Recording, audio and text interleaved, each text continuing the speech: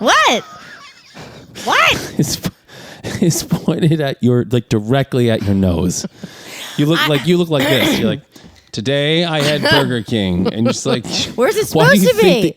Where do you think the microphone's supposed to be? I am not an Where do you think the microphone's supposed to be? The microphone that captures the voice. Because is it supposed to be talking out of your booty? Because that's where you talk from.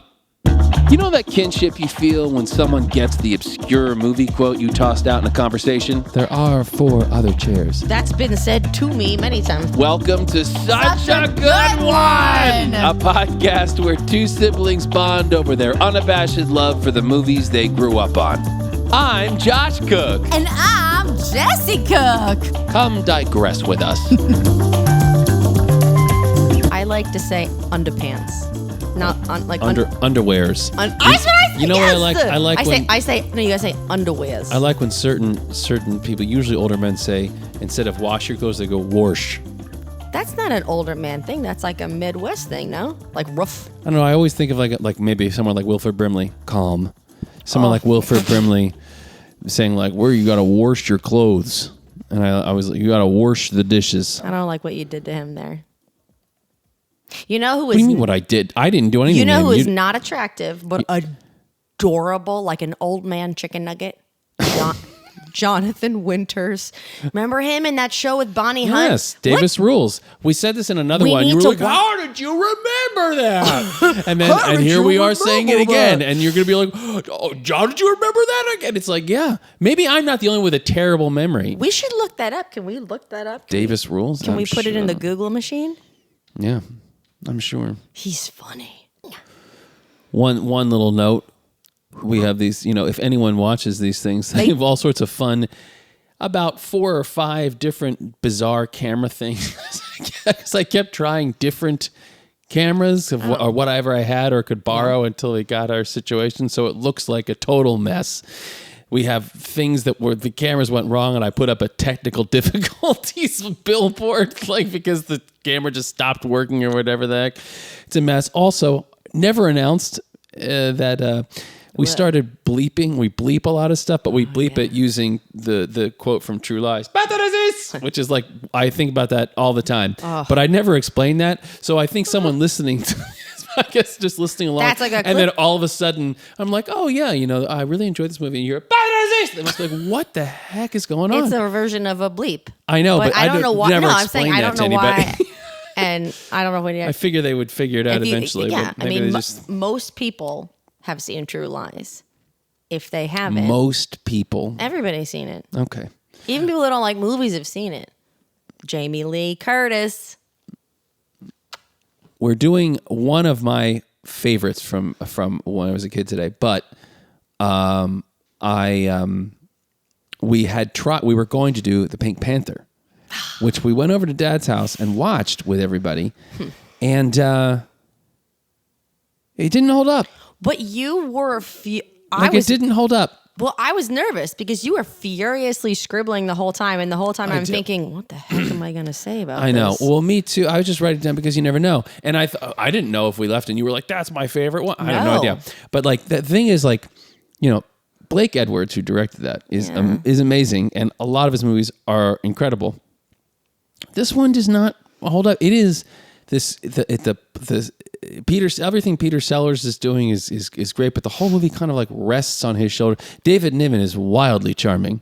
So charming. He's wildly charming as that guy, but all the performances are individually good, except Robert Wagner's a little like that character is like he's very handsome and very unnecessary. The thing is that's the thing, that whole entire character has like no business being in. There's no point for that character in the movie except to like make things a little weird. But it's like they have all this charm with Nivens, and it was very strange. But it's the first time we've watched a movie since that we watched when we were kids, and I was like, "This is that movie." I mean, I'm always telling people, "Don't watch the new one. The old one's amazing." But I did want to say, there's there's so many brilliant physical things. Like Peter Sellers makes this entire meals out of just anything, and it's amazing how good he is at that stuff. We must find that woman. But there's also There's also like the Phantom.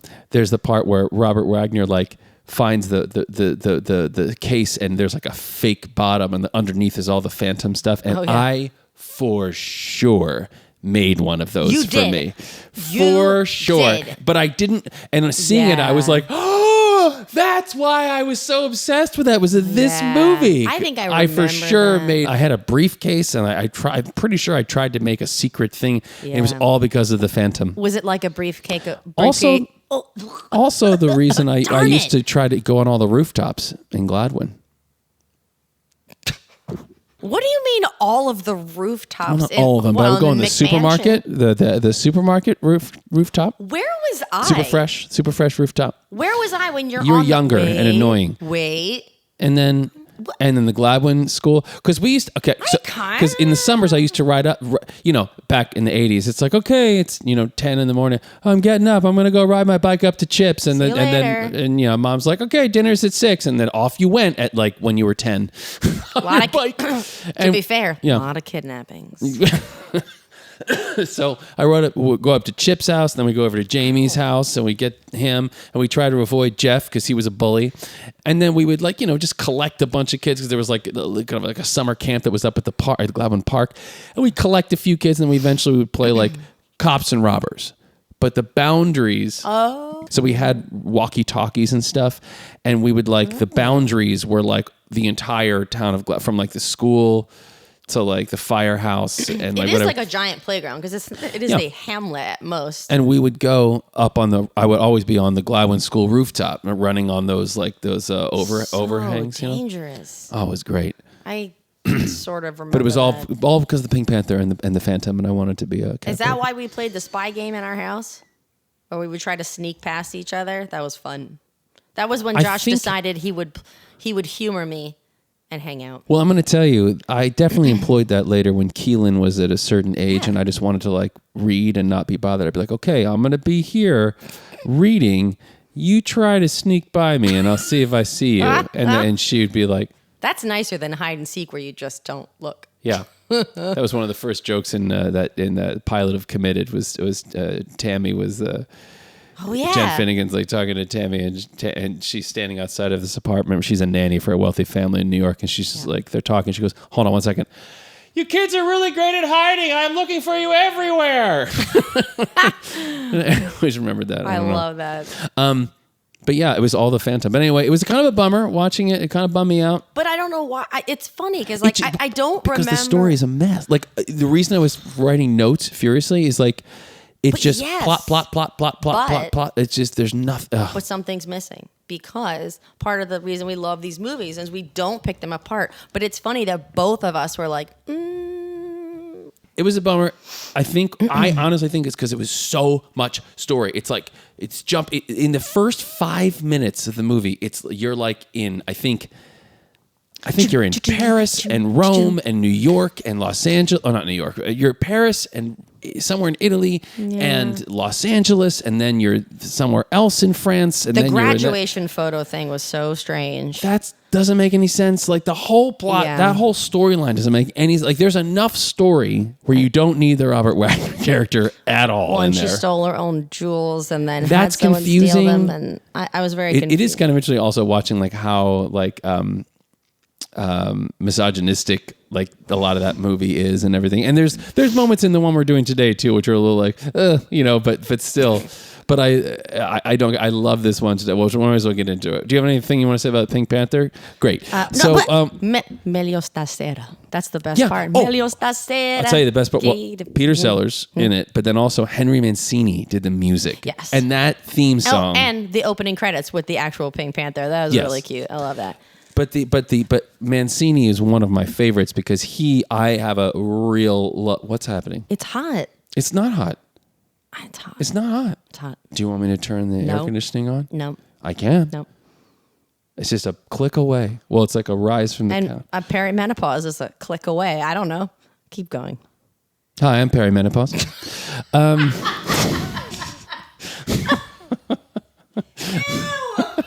Such a weird, good joke.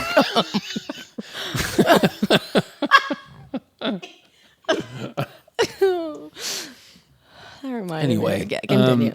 no, but Henry Mancini, I have a big soft spot for what is often called Mondo or Exotica music. Les Baxter is like the king of that world, but Henry Mancini is, I think, a close second. I mean, you can get in debates about it, but I love. We could get in a debate about it. That sounds fun. You wouldn't know. I know, it's a joke. It sounds really boring. Your joke was worse. Did I make a joke? You just said it was a joke. What joke? I don't know. It wasn't funny. No, your joke. Hi, I'm Perry Menopause. That joke was funny. All right. Shh. Anyway, shall we? Oh, that's right. And I can shh, and I can say it because I'm not holding the card. You ever see that movie? No, what movie is that? For Four Christmases. Oh, yes, I did. Yeah. Shush. And I can say shh because I'm not holding the card. Yeah, that's a funny movie. So good. Today we're talking about one of my favorites that I feel like nobody knows, but also seems to be pretty popular at the same time. So I gave it a Google. Really? Okay, I want to know what you said. So we are talking about. Are you kidding me? I can't. I'm can't sweating. Do it. Why don't you announce what it is, and then I'll announce it. Actually, just so you know, talking into the microphone. Everyone I mentioned it to said, the new one or the original? So it seemed like people did know it. And I said 73, and they were like, oh, cool. So we are going to talk about and around the Three Musketeers. The Three Musketeers. And the good one. The good one. The good Three Musketeers. There's one with like Chris O'Donnell.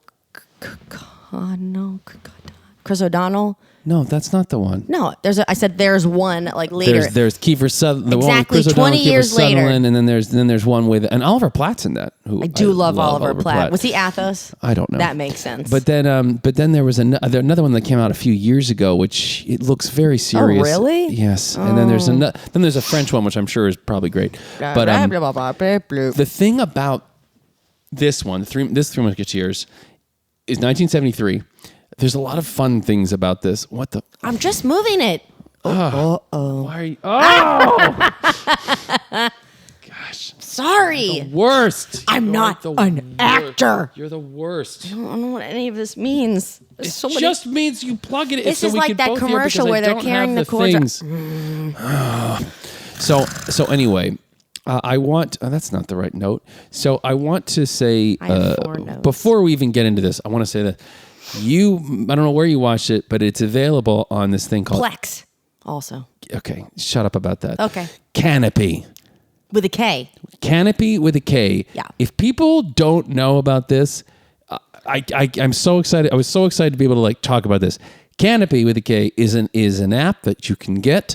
That is provided by the library system. So everything on it is free. It works on a weird ticket system where it's like you get 15 tickets a month and like usually it's 2 to 3 tickets to watch something. So you can only watch a certain amount of stuff. But like, you click it and it just like subtracts, your number goes down.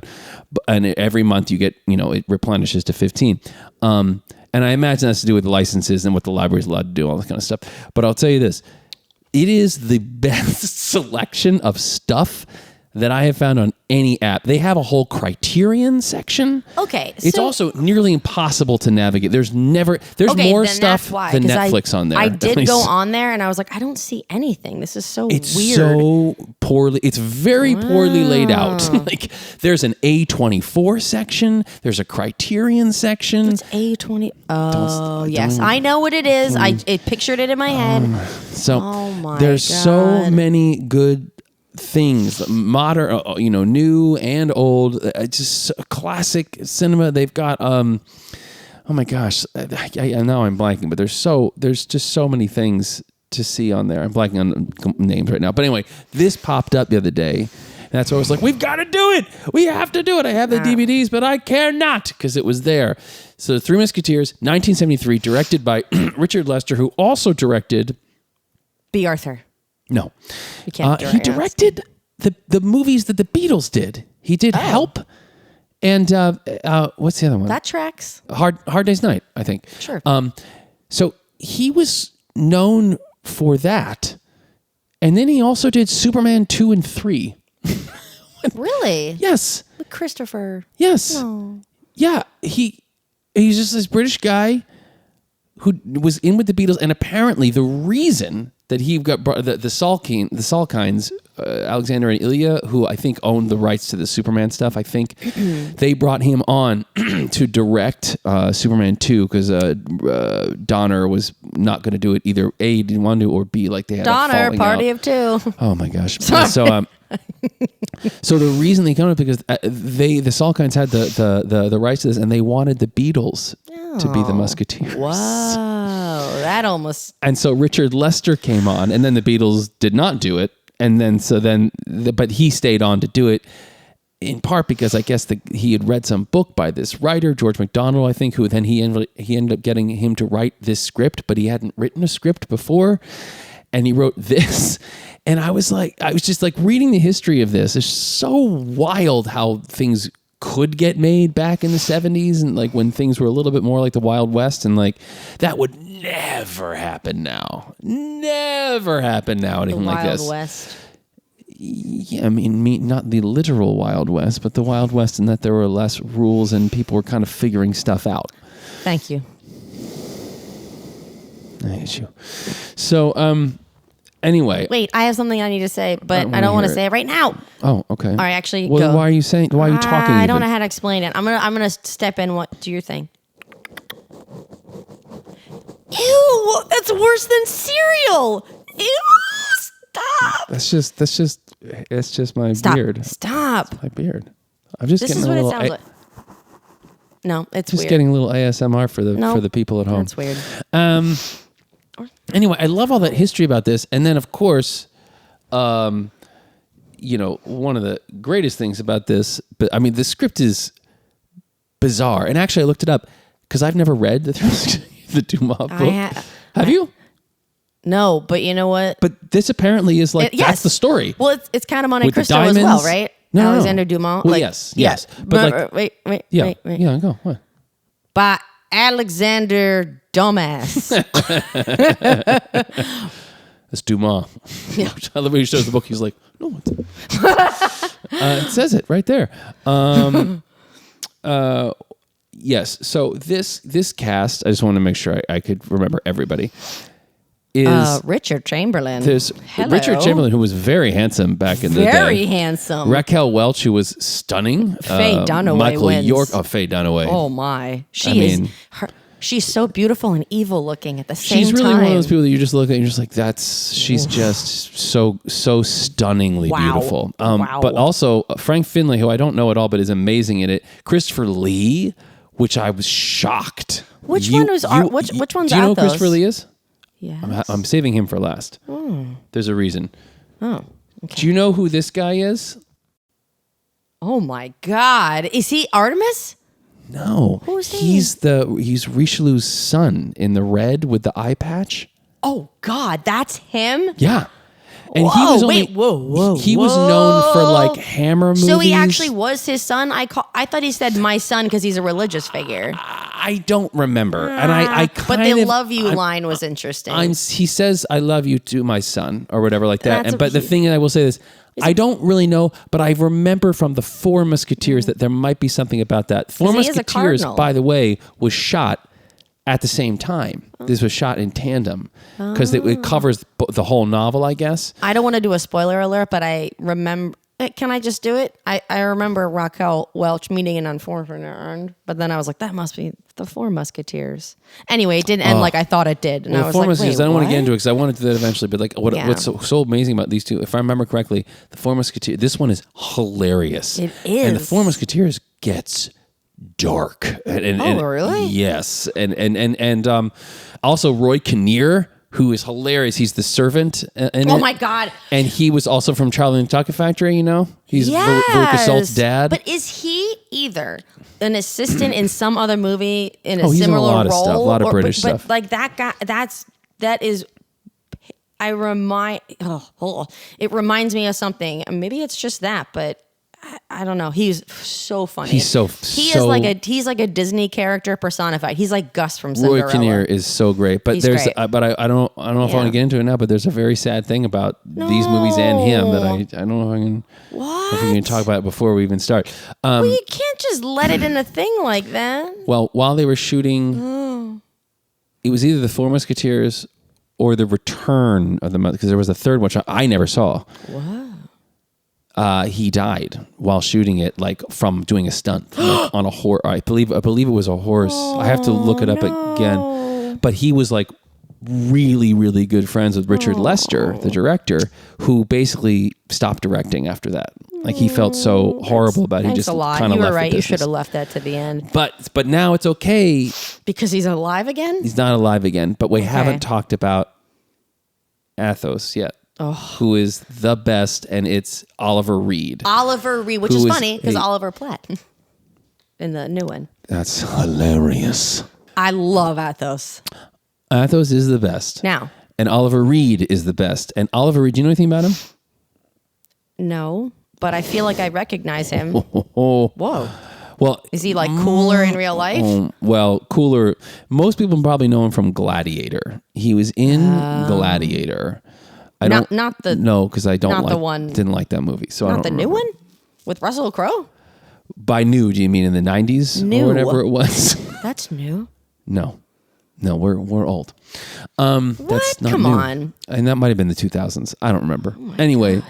Oliver Reed's in it. In the 2000s. Oliver Reed is a legendary British stage and film actor, but he's legendary. Who's excellent, and as is shown in this.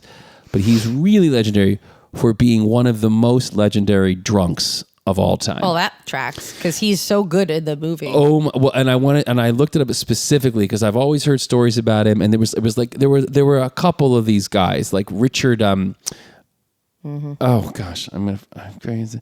That'll come to me. I didn't like when he fell in. He played the wizard.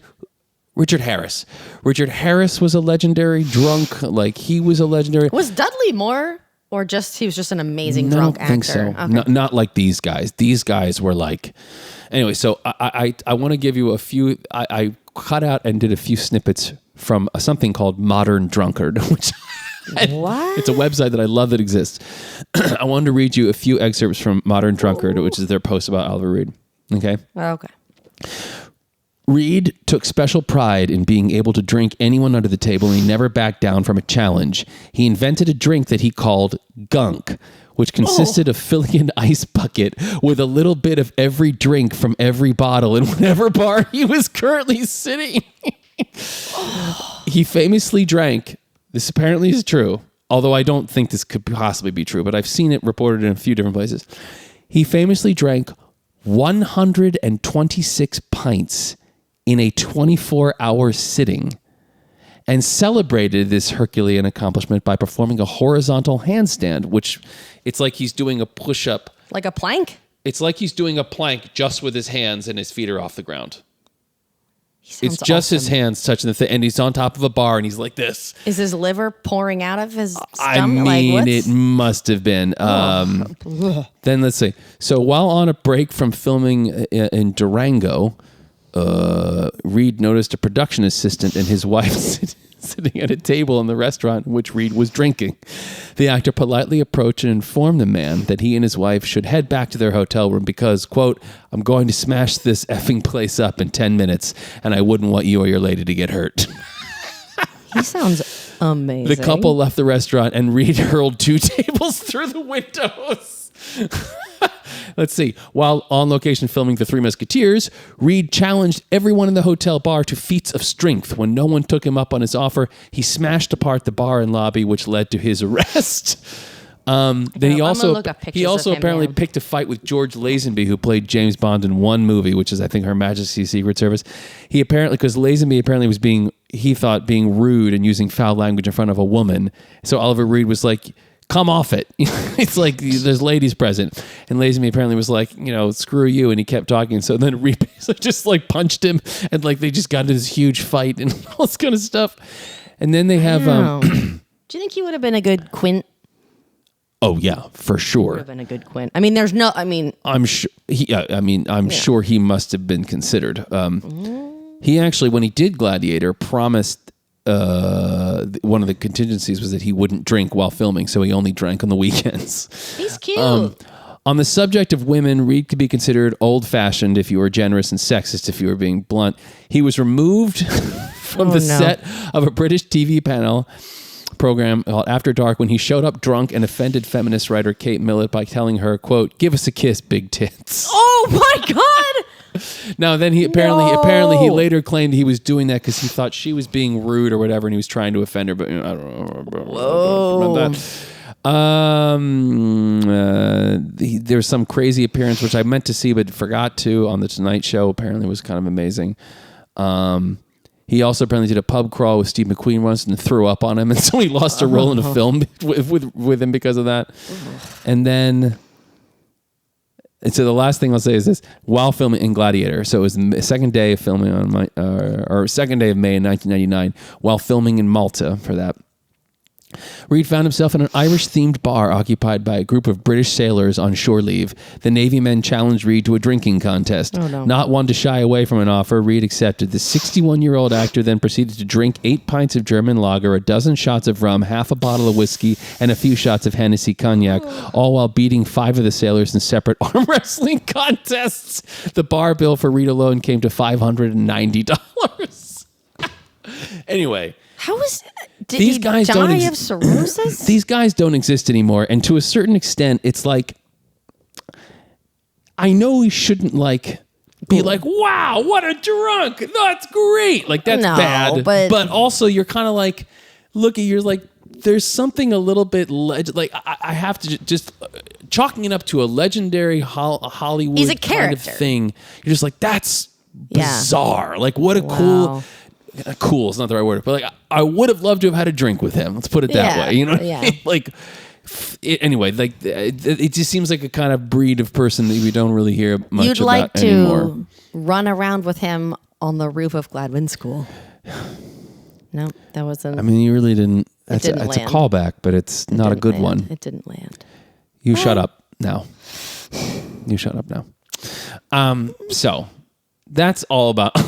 Oliver Reed. I just love him in this movie so much, and I've been fascinated by his like weird drunk legacy. I just had to read all that stuff. He's pretty. That sounds good. I like so it. After all of that, as I was saying, so you said people, because I've never met anyone else who really knew this movie. I don't think it comes up, but even I bring it up. I'm often like, really? "Have you seen this movie?" And people are like, "No." With Kiefer Sutherland, I'm like, "No, the good one." I feel like because it's the famous story that I think you see. Did you see the Three Musketeers? And people are like, probably. Like I don't know. Yeah, but this is such a bizarre. We watched it a This lot. movie's so bizarre. There's really no other movie like this movie that I know of. Really? Yes. I don't. It's so weird. It's such a weird movie. It's so well. You know what? I did notice. I didn't pick up on this when I was a kid.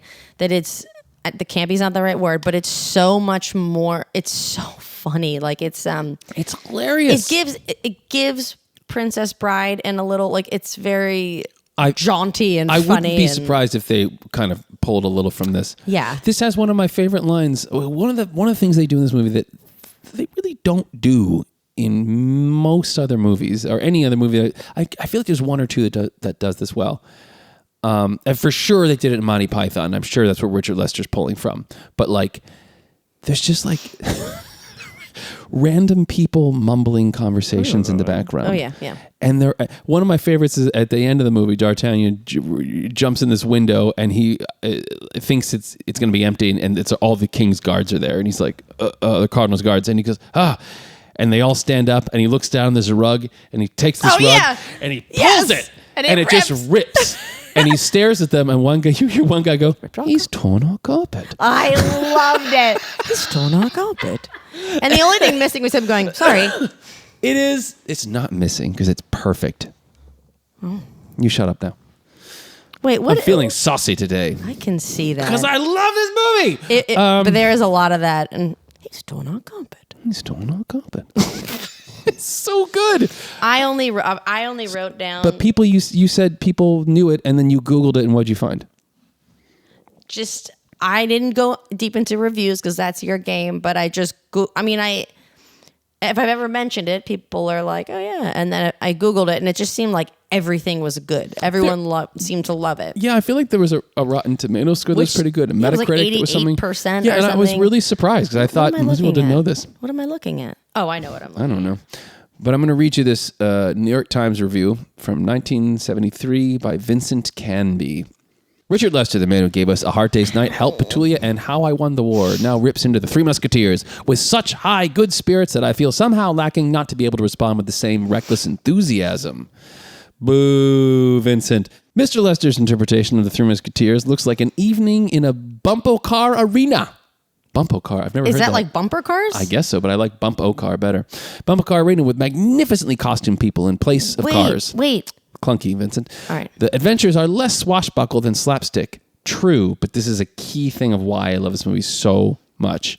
Because it's slapstick that takes itself seriously, which is a weird. That's why Princess Bride, because it is goofy, but it's not like Spaceballs goofy. You know what I mean? Oh no, that's what I mean. Like it's not. But Princess Bride, the fight between when they're on the cliffs. I am not left-handed. He throws the music does it though, where he's like bump, and it goes up, and then he jumps. Bump, da-da-da, right? They're commenting on it. There's a tongue-in-cheekness. This movie doesn't do that. That's true. These fight scenes are my favorite fight scenes in any movie. I'll get to this. It's actually from something Dad said. And it's always stuck with me, and I think he's 100% right about this.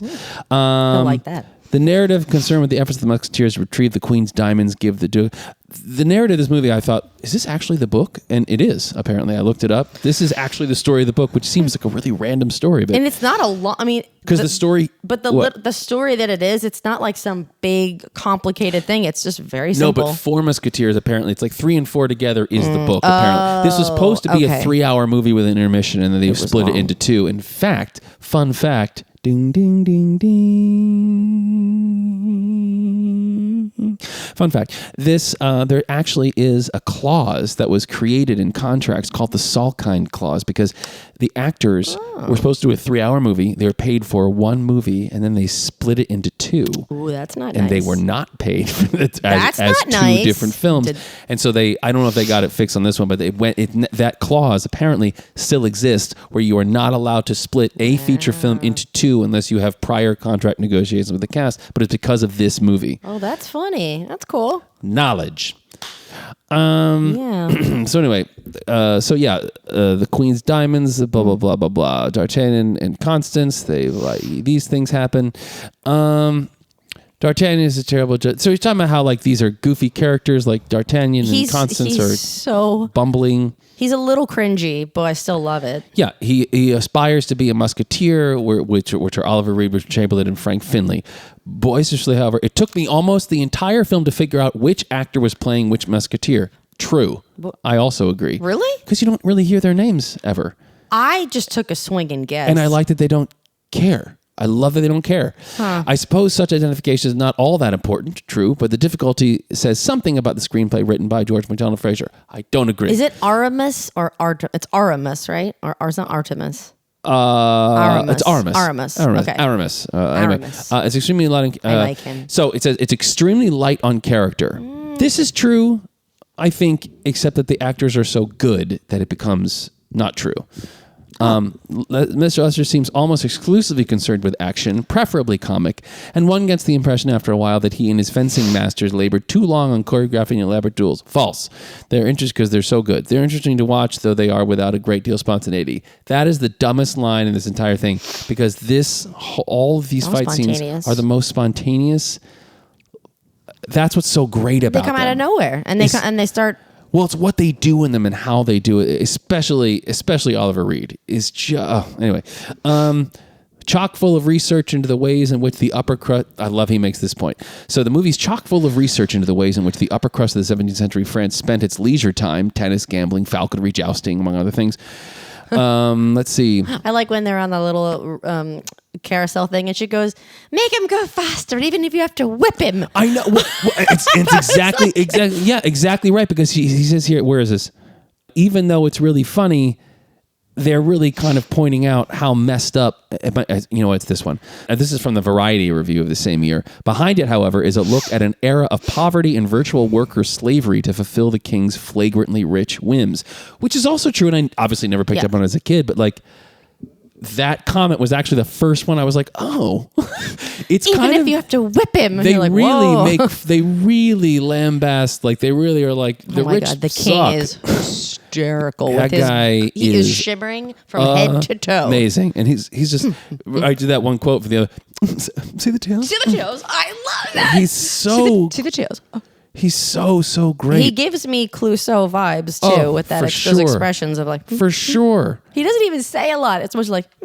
All right. So if we haven't talked about the basic plot of the movie is the Three Musketeers. sorry. D'Artagnan is a peasant who wants to come to the city to join the King's Guard, the Musketeers, the special guard of the king, and he ends up sort of befriending them, and then he gets involved in this plot involving the Queen and her secret lover, who's the Duke of Buckingham, and there's a whole convoluted thing where there's a diamond necklace they have to retrieve from London and get it back to the Queen in time, and so it's the misadventures as D'Artagnan tries to join the Musketeers. That's the sort of Duke overall thing. He's also a very handsome man. He is in a very like. He's very pretty. He's a pretty man. He's a very pretty man. He's very pretty. His little mustache. So let us begin by saying the opening credits, which is the sword and that wait, I wrote music. something The music down. is fantastic. I I wrote believe it's by something Michael down. Legrand, who's a very famous. Oh my God. I didn't write this down, but I made a note somewhere else about the opening credits looking like It is a Michael Legrand. rogue Bryan Adams video. Oh, it is. It's hilarious. It's very like there's this like kind of like what is that called when something moves like that? I can't think of what it's you like slow motion. I can only think of what it's called in like audio. It's like a delay. It's like a delay. It's so like awkward. And it's like with a visual. It's so 70s. It's so cheesy. It is. It's really really cheesy. But the music is by Michael Legrand, who's like a legendary French composer who's done a lot. I'm looking at his credits. Why does he sound lots of so- movies, lots of French films. And I love the music in this. What's his name again? And Michael Legrand. He also apparently, I think I read somewhere that he only had like a week to write the music for this, and it's fantastic. Oh, look how cute he is. He's adorable. Oh, Here you go with your old man looks again. like a little teddy bear. Here you go with the old man. So the sword is so cheesy. It's the opening sequence is D'Artagnan in slow motion in this like weird visual delay effect, and it's this bum bum bum bum bum and it's like this really extremely dramatic. And he's in this black background, and he's shirtless, and he's fighting, and he's all this stuff. No idea what's going on, but it's super intense. Yeah. And it ends up that he's fighting his dad In a barn. because his dad is training him to be a swordsman because he's about to leave the Gascony, wherever they live in the French countryside, to go and try to join the Musketeers. And I guess the dad, Is that what it's called? Okay. Gascony, yeah, I believe, and the dad used to be in the service or one of the guards with the head of the Musketeers, who was I can't think of the name right now, but the dad is like, you're going to take this letter and you're going to take my sword. That guy. He'll recognize it. He knows it well, and he's like, he show him the sword. He knows it well, and he will, because for an old friend is a good introduction to you and whatever. And D'Artagnan's like, wonderful, Wonderful. He puts on this ridiculous. He looks like a hot mess. He's a peasant. He has no. They have this old fat horse. He's got dirty little legs, and his socks are falling down. Dirt all over him. His clothes are a mess, and he immediately rides out to some little town. And his dad's like, fight, like get in fights, and immediately he. But we also get that's right. He's giving him all this advice, which is political advice. Beware the cardinal, because he rules France through the king. Like, we're getting the whole setup for the movie here, and he says, what did you just say about him? What he said? To get into fights. Get into fights. Yeah, he encourages him. Get into fights. That's how you prove your worth. And the last thing he's riding away, he goes, "Don't sell the horse. Let him die honorably of old age." I did not hear that line. Wait. Okay, I don't know where to insert this comment, but okay. I think it's important, since we just talked about what he looked like, that when I was a kid.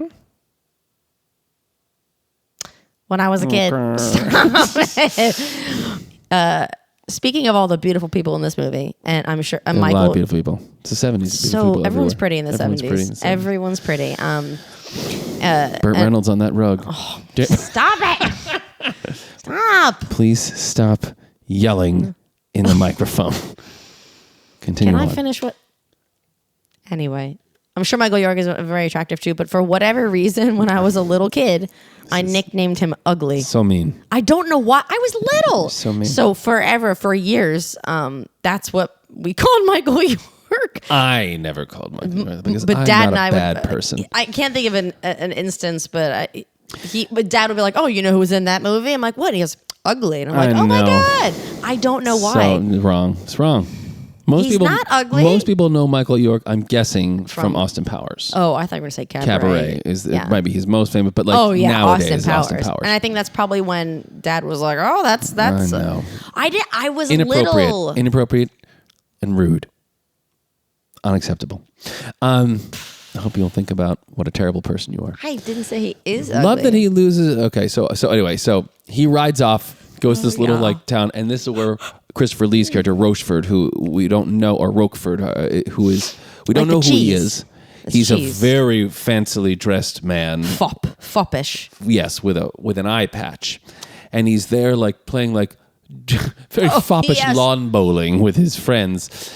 And he's rolling. They're rolling balls into wooden women that are that's falling down. That's what it is. Yeah, They're throwing like bowling They're balls yeah. at like wooden figures of women. It's And bizarre, like, and it's so odd. and it's just like a little place where they're getting lunch essentially.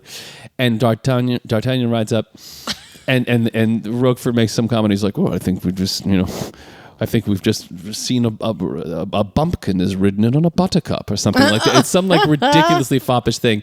And D'Artagnan's like, "Excuse me, sir, are you referring to me?"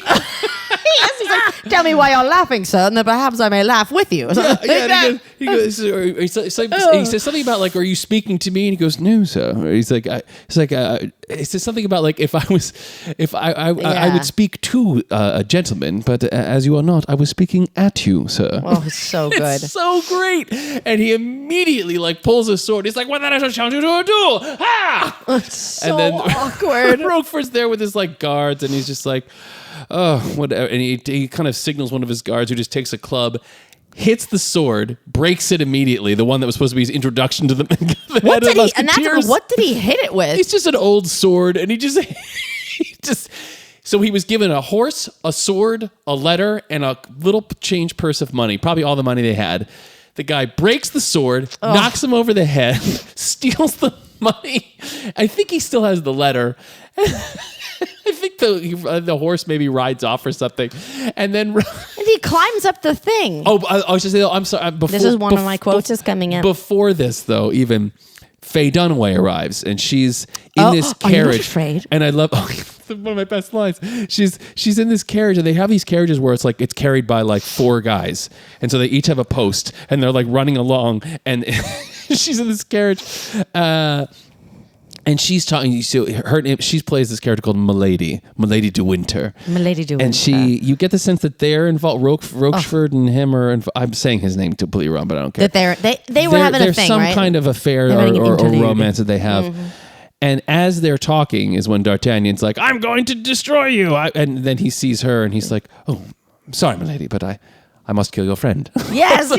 Oh, I'm sorry, my lady, but I must kill your friend. So he looks at Roquefort and goes, "Are you not terrified?" Terrified.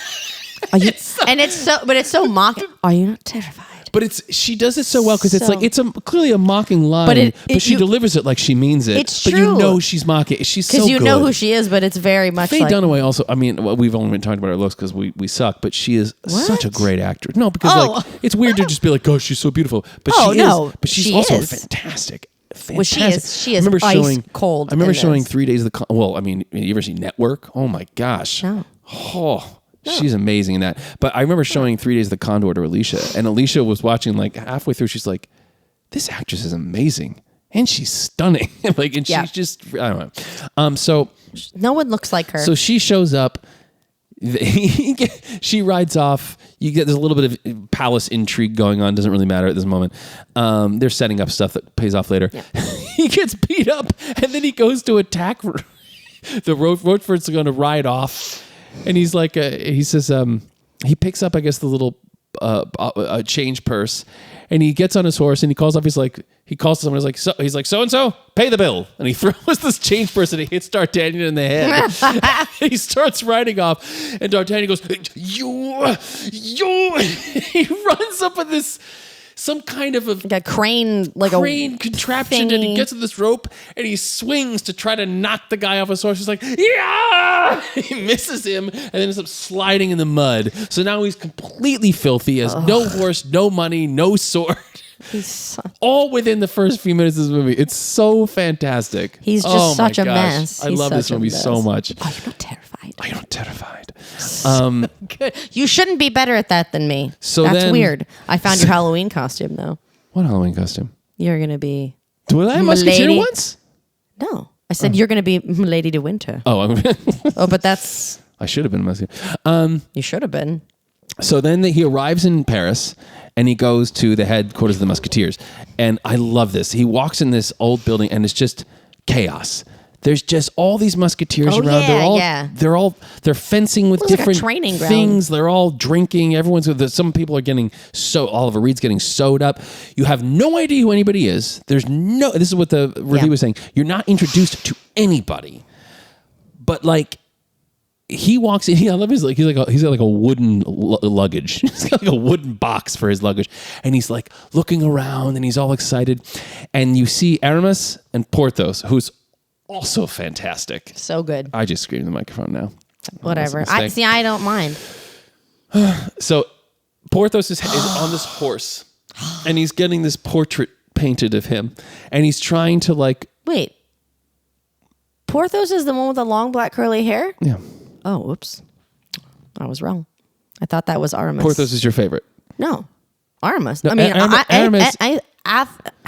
Athos is my favorite. Athos. He's my favorite, but I like them all. But the one with if you know that game we won't talk about, but let's just call it Maim, Marry, Cuddle. Gosh. I would. Oh my gosh! I don't want to know. You know what? Let's not. I like the one with the black curly hair. The prettiest one is Aramis, I guess, who I thought was Porthos. Richard Chamberlain. This is very confusing. You're confusing. There's very only 3 of them. It's not hard. I just was so sure. Anyway, so you see Aramis. So Porthos is on to who's kind of the loud dandy one. I like the loud dandy one. Very You know funny. why? He gives me Ben Kingsley vibes. And Captain Hook. Hook. He's so great. He's just a guy who's like, he loves life and he's a gambler and he's like, Do you think that's a wig? Yes. Oh, I like his hair. That's all. So he's getting his portrait painted and he's trying to say, and you can barely catch this though, because the dialogue is really, it's, I love it when we do this. It's always like found conversation. Like you hear snippets of this and that, and something feels very real about it to me, even though it's obviously not. It's just something feels like, like I have a sense of that place because of the way they shot it. Yeah, they're all up in the action, all up in the mix. And again, this is why I love that you don't know. It's no like Porthos, yes sir. Yes. Aramis, like this. It's just he's there. He's giving me, and he's like, I think he's talking about is like a gold belt or sash, and he's like it's gold. He's like, the gold goes all the way around. And he's like. And Aramis is like, I didn't know there was enough gold in all of Paris to go around. And he's like, and they're going back and forth and all this stuff. And then so D'Artagnan, he's like passing by them when we catch a glimpse of this conversation. He leaves and then we stay with them for a bit and we get a little bit of who they are, although we don't know who they are. And he bumps Athos, right? And then he's walking the stairs, and then Athos is there, and he's drinking, getting his arms sewed up, and the doctor is like saying something about maybe you should. He's giving him advice about go easy on the fighting and the drinking, and he's like maybe you should be a little better at what you do. Maybe you should be a better doctor than you are, or whatever. His he's voice, got some magnificent voice, and he's got some great line about how bad the doctor is at his job. I can't remember what it is. Now he doesn't, but I got to tell you that character, the way he looks, the way he sounds, all of it. It screams that he'll die in the end, but he doesn't, which is great. No. That's all. But he comes close. So D'Artagnan walks past him, and we stay with him for a second. We don't know who he is. Of course, everyone in the 70s knew who all these people were, but we don't. It doesn't matter. D'Artagnan walks into the... What is it? Did I write his name down?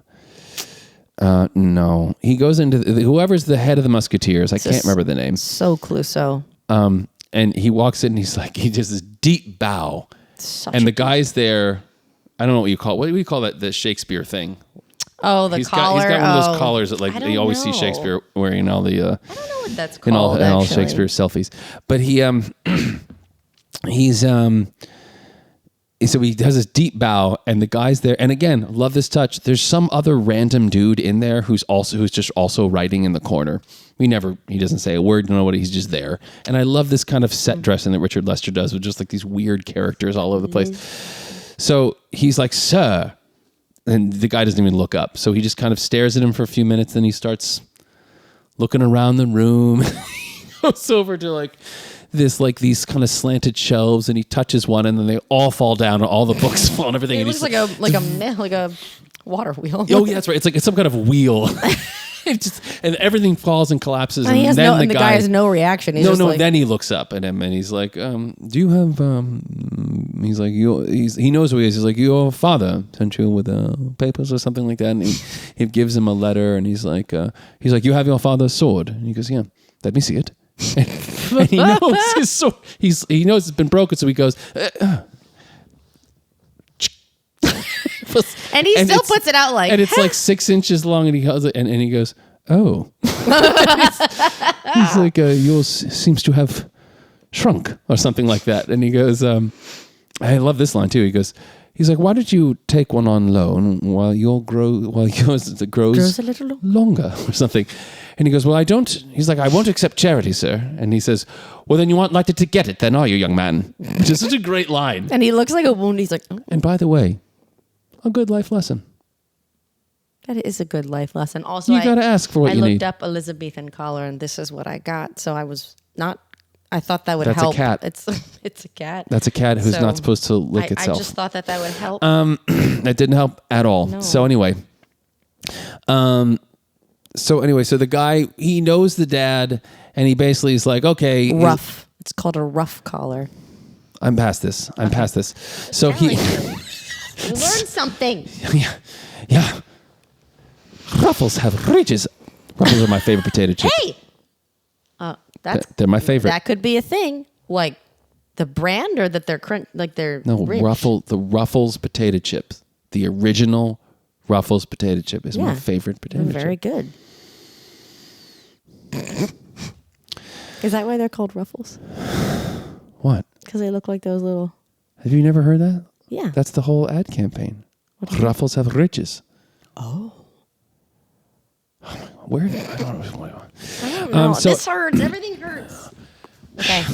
So they're in the middle of this meeting, and the guy's like, "Okay, I know your dad. There's no position in the Musketeers right now. Yeah. Maybe I can get you this thing, and then you'll have to go and work for the cardinal with the cardinals." Wow. You said the charity thing, and then I derailed you, and then he says something like, "Not charity." Yeah, it's not charity. It's something for an old friend. Something for a friend. A gift He goes, from "In an old that friend." case. Yeah, that was really important. So, so in the midst of it, he's basically saying, "I can't give you, there's no opening, but I can maybe put a word in with this," and then he's going on and on about blah blah. Meanwhile, D'Artagnan wanders over to the window, and out the window he sees Roquefort. I'm just gonna say Roquefort, like the cheese. I think it's wrong, but whatever. And he sees him and he goes, "You." "I despise you." And the guy, Roquefort's down there. He doesn't know. He can't hear him. He doesn't see him. And he's and D'Artagnan's like furious. He's like, "Oh, I'm coming for you, man!" Yeah. And he runs and leaps out the window, and that gets the guy's attention. In the musketeer gun, he's like, "What? What?" And he looks out, he's gone. And then slowly outside the window, D'Artagnan rises back into frame, and it cuts outside. Great cut. It cuts outside, and he's on like a window washing thing. It's like a plank that they're running up, and he's super confused. And he comes back into the office and looks at the guy. He does another deep bow and rushes out the door. And bumps right into Athos and his arm that had just been sewed up. And so he bumps into him and he's like, "Oh, I'm so sorry, sir." And then, Oliver Reed says something to the effect of like, "Man, you should be sorry. Watch where you're going," or whatever. And he's like, and he's like, "You have no manners, sir." And he's like, "Well, I said I'm sorry." And then he basically, this is basically like, well, maybe he's like, you might have manners, but you need to learn more. Well, he's like, noon at the whatever, and he names some place. Like, it's like, I'm going to fight you to teach you manners. Meet me at noon at this place. And D'Artagnan goes, he basically has this look, and he kind of is like, yes. And he has this one finger out like, I'll be there. And it's like very intense. And then he runs down the stairs and he bumps right into the fake horse that Porthos was on, getting his portrait done. And it knocks him half off the horse. And you see the sash is not gold all the way around. And the guy goes, oh, gold all the way around? And Porthos goes, ah! Oh my God, that's awesome. I didn't see that. Oh, it's so great. And then Porthos is basically, he's like, what are you doing bumping into me? He's like, you're crazy. He's like, I will fight you, sir. Meet me at the blah, blah, blah, blah, blah at 1 o'clock. And he goes, sir, and he kind of holds up his finger in the same way, but then he realizes, 2. So he holds up 2 fingers, like, oh, okay. Then he runs outside, and he bumps in, he's looking for the guy, and he bumps into Aramis, who's trying to catch a money pouch from a woman in a passing carriage. Yes. And he bumps into him, which makes him drop the pouch, which makes the guy that Aramis is talking to say, oh, D'Artagnan goes, oh, sir, you dropped your pouch. And for some reason, this is embarrassing. Yeah, I don't understand why. It was supposed to be a secret, but I didn't know it's something about like, it's an impropriety, accepting money from a woman or whatever. He's trying to keep it secret, and D'Artagnan points it straight out. Yeah. And then Aramis denies it. And he goes, no, sir, I saw it fall. And he's like, you're mistaken, sir. And he insists, and finally he's like, basically, you have no manners. I will fight you at 3 o'clock. And he's like, yes. So he's managed to like pick a duel with all 3 Musketeers for the same day. So then he goes to the first place to meet Oliver Reed. Or he says, he has some line about, well, at least if I'm to be killed, at least it'll be by a Musketeer. And then he goes to meet Athos at the first dueling place. And Athos is there, and he's sharpening his sword, and it's all very civil. I love how civil it all is. It's like, hello, sir. I'm like, oh, no, sir, how are you? And he goes, oh, my shoulder is not well. And he's like, oh, I have a salve. My mom packed me. Oh, He can help you. And and Athos just like taps him on the shoulder, and he's like, you seem very nice. I'm pity I have to kill you, essentially. And he goes, oh, yeah. And he pulls out his sword, and then the other 2 guys show up, Aramis and Porthos, and like, are you fighting this man? He's like, well, I'm fighting him at 1 o'clock. And he's like, oh, it's not till 1 o'clock, sir. He's like, well, I'm fighting him today. He's like, at 3 o'clock, sir. And they realize that they're all fighting the same guy. And right as he and Athos are about to fight, the Cardinals guards show up, which they have a very, Musketeers and the Cardinals guards, not happy with each other. Yeah. Are they in yellow? No. They're in red. They're in red. Or purple or something like that. So funny. Yeah. So what is so brilliant about these fight scenes and why they're my favorite? Like, and I'm not talking about like Matrix has great fight scenes, like or like, you know, the Punisher. I don't remember myself, but the Punisher TV show, the Daredevil TV show, has phenomenal fight scenes in them. But like these fight scenes are so unique. And Dad said this when I first saw the movie. He goes, I love these fight scenes because I imagine you always see these sword, you know, play scenes and stuff, and like it always looks like everything's perfect, and they go and they never run out, and they might get a little tired, but they're still fighting. This movie, he's like, I really think this must have been what it was like, and It's always stuck with me because I think it's right. And that's to say, they start and they use anything. Like they're all instantly tired. Like they fight for 30 seconds to a minute, and then they're all out of breath and sweating. The first thing Porthos does when the Cardinals guards arrive is he picks up a stone. And the first thing he does is like when he goes to fight someone, he throws his sword up, so the guy looks up, and then he hits the guy in the face with a stone.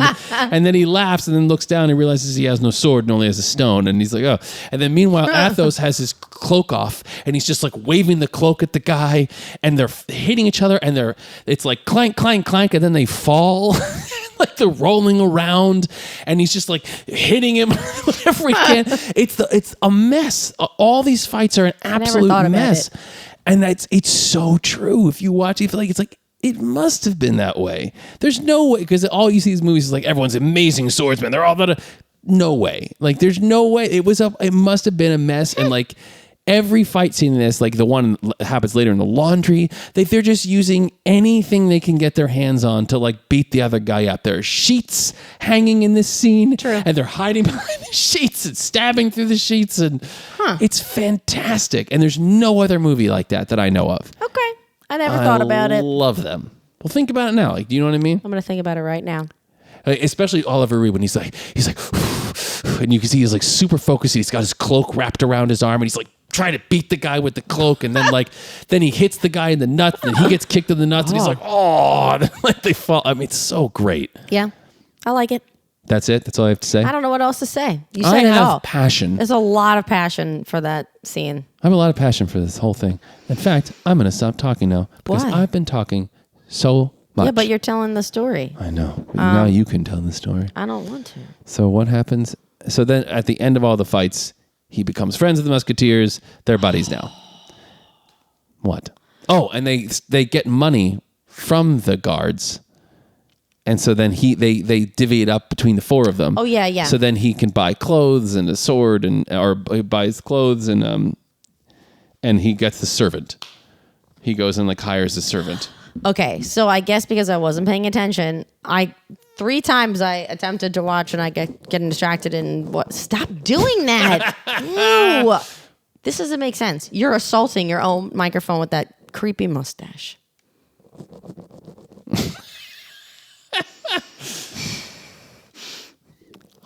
ASMR. Go on. I forgot. Oh, I was like, where did this servant come from? That was it. That was it. You watched it closely. I showed Alicia Reality Bats last night. She'd never seen it. I swear she sat there for the first 5 minutes, and then she went up and got the laundry, and then folded the laundry, and then checked her phone, and then went into the kitchen, and it was just like, what is going on? Oh my God. Yeah, if you do that in that movie, you miss so many funny lines. So many. Because it's just... It happens all the time. Happens all the time. I watch a movie and I'll be sitting up like, you're going to love this. Actually, I saw someone did a reel about this. They were like, when I try to show my wife a movie, and it's exactly this. He's like, yeah? And she's on her phone and the computer and whatever the reel is. But it's like, it's so true. Alicia does this every time. I don't think I've ever seen her. She cannot watch a sit-through movie without picking up her phone or going to do something. And she's like, it's the only time I have to do things. I have so many things in my mind. Mm-hmm. It is. I mean, I think that's why I had to watch it a lot. But because did you even like this movie? Because yes. You were so you were very dragging your feet about this one. As you can tell, I'm very passionate. I am about really it. enjoying it. I really enjoy the. I had trouble focusing on it, and I had sort of the same feeling of the. God, there's so much stuff. Do you want this smaller pillow? No. I had the same feeling as the Pink Panther, whereas I saw it when I was a kid, but I was like, I don't know what I'm going to say about it. But when I finally watched it, I was like, oh, this is really funny. Oh, right. Yeah. I don't even remember what I was going to say. Listen, I'm on a freight train here, Just go. So I'm going to keep doing it. But would you? I feel like you haven't said anything, and I don't want to steamroll you. So I usually steamroll you. Add some stuff in. I have some quotes, but they haven't come up yet. Okay, so he hires. We're about to meet Kinnear at the pub, the servant, which is great, and then he.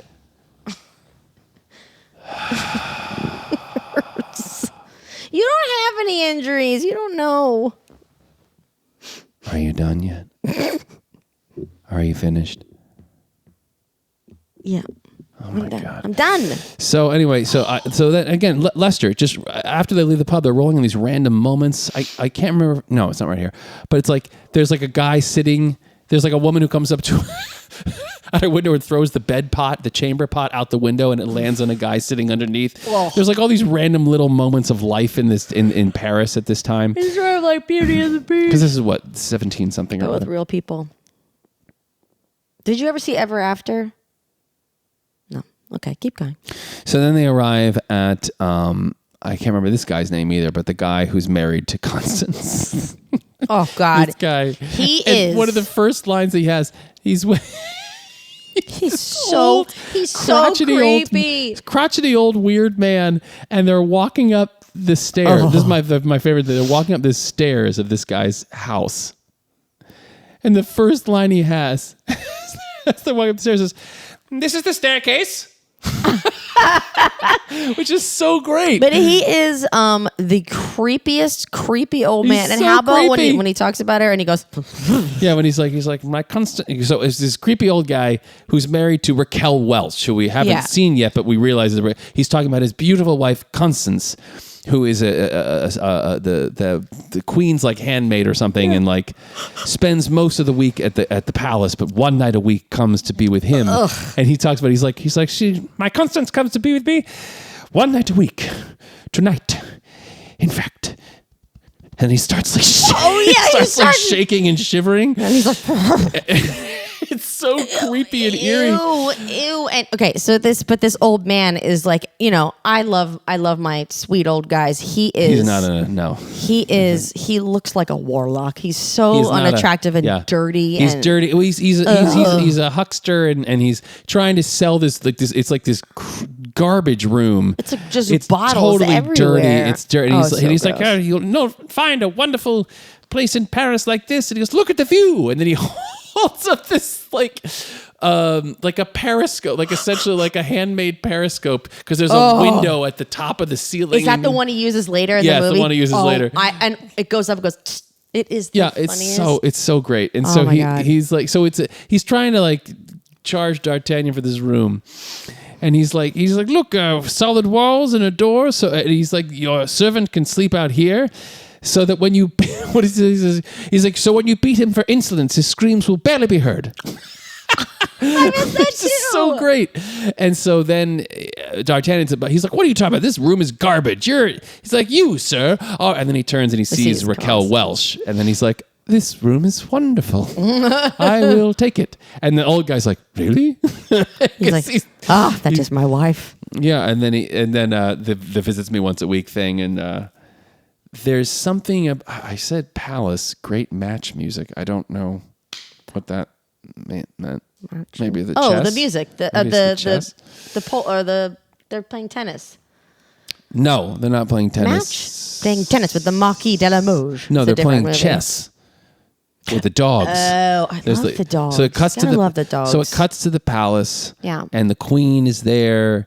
And Geraldine Chaplin, and she's like on this kind of merry-go-round thing. She's like, "Oh, it's so wonderful! Make it go faster! Whip them! Just don't let them stop!" It's so great. Meanwhile, the king, they have this huge chessboard on the ground, like laid out, like in which the pieces are live dogs, and the king will say like his move, like Queen to Knight 4, whatever. Do you think he really knows how to play chess? Oh, I'm sorry. Am I keeping you awake? Do you think he knows how to play? Sorry. Who? Do you think he knows how to play chess? Who? The character, the king, or the actor? The character. Yes. He's so dim-witted. I don't know. All right, anyway. But he'll be like, bishops to Knight 4, whatever the heck it is. And then someone else goes, bishops to Knight 4, and then someone else, bishops to Knight 4, and someone else, bishops to Knight 4, and then the person actually at the ground is like, makes the dog move to the space. So like, that's just what life is like in the palace. King looks utterly unentertained he's just like so wonderful. He's such a great character actor. This guy, he's just the absolute most foppish person we've ever seen in life. He just of course everyone's British, even though they're French. Everyone's British, of course. So the king is talking to the head of the Musketeers about like this dust up that the Musketeers have with the Cardinal's Guard, and then Cardinal Richelieu arrives, who is Charlton Heston. That's Charlton Heston? Did you not know that the Cardinal is Charlton Heston? No. Oh my gosh. I didn't. Oh, wait a minute though. I know what I was trying to say. Not March, because right before the scene, we see the Cardinal arriving and in this huge parade, all of these horses and guards and stuff, and there's this incredible march music. It's like this bum bum bum bum bum ba da da da. It's like this really intense music. And what's great though, and again a comment that Richard Lester's making, is like the crowd. There's Cardinals guards going around like literally paying people to watch. The little purple flags. They're paying people to watch and handing out flags and like making people like look at and the crowd is like there's no crowd. They're being forced to be there. As soon as the Cardinal passes, everyone disperses. It's hilarious. It's so great. But the music's fantastic. So then we're inside. The king's talking about this dust up. The Cardinal appears and then he says, let's see, chess of the dogs. There's a monkey on a dog, by the way. Oh, yeah. I forgot to mention. King versus Cardinal, we get a little bit about. So then the Cardinal says that the Duke of Buckingham is in Paris. And with there's his little mustache. And there's a hint that he's the English Prime Minister, and there's a hint that he and the Queen have a thing. Oh, yeah. And the King is sort of aware, and they're talking about how beautiful. Oh, he wants to arrest him. Yeah, they're talking about how beautiful the queen is, and why so many people admire her, and he's like, super jealous and everything, and so he's like, he wants to arrest him, and the cardinal's like, well, no, we cannot arrest, sir, it wouldn't look good, let me look into it or something like that. And so the king goes off, cuts to the cardinal's guard barging in on Constance and the old guy. It's bed. so good. And he tries to get the gun. He It's tries so to great. load the gun. Yeah. So so it's the middle of the night. Cardinals guards with Roquefort come in, and they're like shocked awake, and they grab Constance and they're taking her out because again, Constance is a handmaid to the queens, and so they take her and they're going to try to I guess bribe her or torture her into turning on the queen or something like that to find out what the queen is going to see the Duke of Buckingham. So they yank her out of bed. Roquefort comes in. She's like, oh no. She's a total klutz. This is like her main character thing is she's a complete klutz, which is very important in a second. And so meanwhile, the old guy's like, oh, no, you don't. You don't come for me. I will protect my wife. And he pulls out this little hand musket, and he starts loading the shot, and he's putting the gunpowder in, and he's using the ramrod, and Rochefort's there, and he's like, you will come with me. And he's like, oh, no, I won't. No, I won't. And he's just standing there looking at him. I will come with you. And he's like, trying to get the shot. He's like, I will try. And he fires it and it doesn't work, and then he drops then he drops the ramrod and the powder falls out and the pellet falls out, and he's like trying to redo it again, and then Roquefort walks over, just grabs the pistol and goes, you will come with me. I will come with you. I will come with you, yes. And he pats his stomach and walks behind him. He's just in this weird nightgown, and he walks out into the night. Where's my wife? He walks out into the night, and then meanwhile they're getting Raquel Welch, and she as a big klutz knocks into a guard who accidentally knocks the other guard, and those guards fall over. Then she picks up a spear by accident and turns around and knocks two other people over, and she jumps on one of those passing carriages. This is one of those great misogynistic 70s moments. Oh yeah. She jumps on this carriage, and these carriages have view hole. You could slide this view or to see, a little slit to see outside. And of course her boobs are right in here. And this guy's like, oh, and he's sort of who wakes up, and he goes to touch them, and then she jumps off, and he's like, oh. And he goes back to sleep. It's a total ridiculous. It's so dumb. Where's my wife? What have you done with my wife? Yeah. She's like. So she gets away because she's a total klutz, and somehow gets back in where D'Artagnan is. D'Artagnan. And she falls into his room, and and he had finally woken up. He slept through the whole thing until just before. There's a joke that they try to do here. There's really quite land, which is there's all this racket of the people getting pulled out of the bed and the guns and this and stuff, and he's totally asleep. And then as soon as they close the door, one drip of water falls next to him, and he wakes right up. It's a joke that doesn't. I thought land. he heard them walking outside. Yeah, no, it's just a. And that's what wakes him up. It doesn't land. It's not. It's I didn't not even great. notice that. Yeah, it's not great. But so she comes back in for some reason to see him, and he basically immediately is trying to use a circumstance to have sex with her, immediately. Yeah. And he's just, it's one of those classic things. She's like, well, I must get to the queen. He's like, oh, but it's cold. It's like, baby, it's cold. It's one of those things. For some little country bumpkin, he turns into a Don Juan immediately. Gosh. Well, she's like, well, I can't sleep with my husband. He goes, of course not. In the Bastille. And he cuts her out. There's that. Yeah, but he also was like, you can't go to the queen. She's going up because you have dirty feet, dirty ankles, so dirty feet or dirty something. legs. Dirty legs, that's right. I must wash your legs. I can't stand her, though.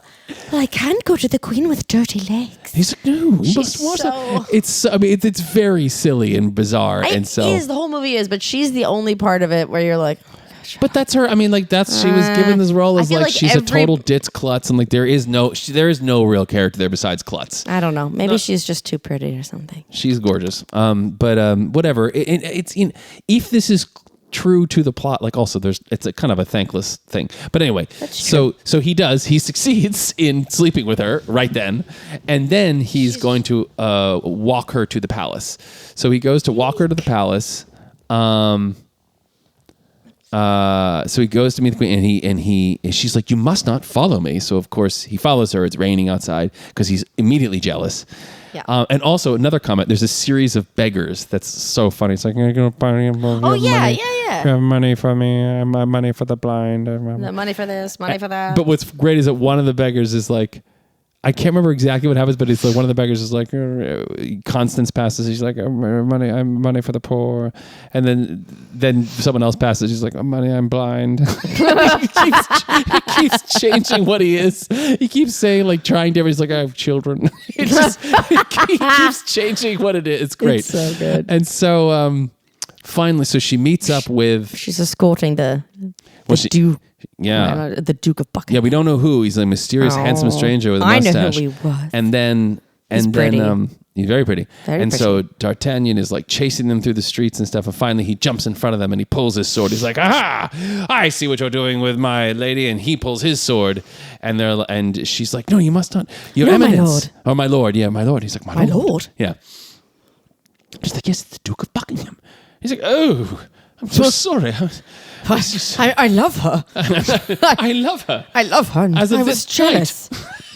I just met her today. And he has some great line. He was like, oh, it's a perfectly reasonable way to try to kill a stranger in the evening or whatever. He's very pretty. So then the Duke basically is like, okay. He's like, I see that you're kind of a weirdo, but why don't you just make sure that no one... He's like, make sure that if anyone follows us, be so kind as to kill them. I love that. Indeed. Oh, yeah. So he now like is guarding them as Constance escorts the Duke to this where they do the laundry. And there are all these women doing laundry. I'm just saying, so thing. Much of this reminded me of Ever After. I never saw it. When they're playing tennis. And so, so they're in this thing, and then the queen appears. The queen is brought in by another shady. She reminds me of someone. Is she in a lot of stuff? I don't know.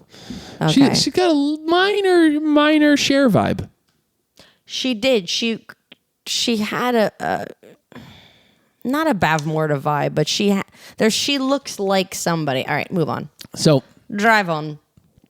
So they're in the washroom, and they have this tryst where the queen is, they're in love, but they can't be because she's married to the king, and he's the prime minister, the blah blah blah, and he wants to be with her, but they can't be with her, and she's like, you gotta go, and there's this beautiful music here too. The whole score is gorgeous.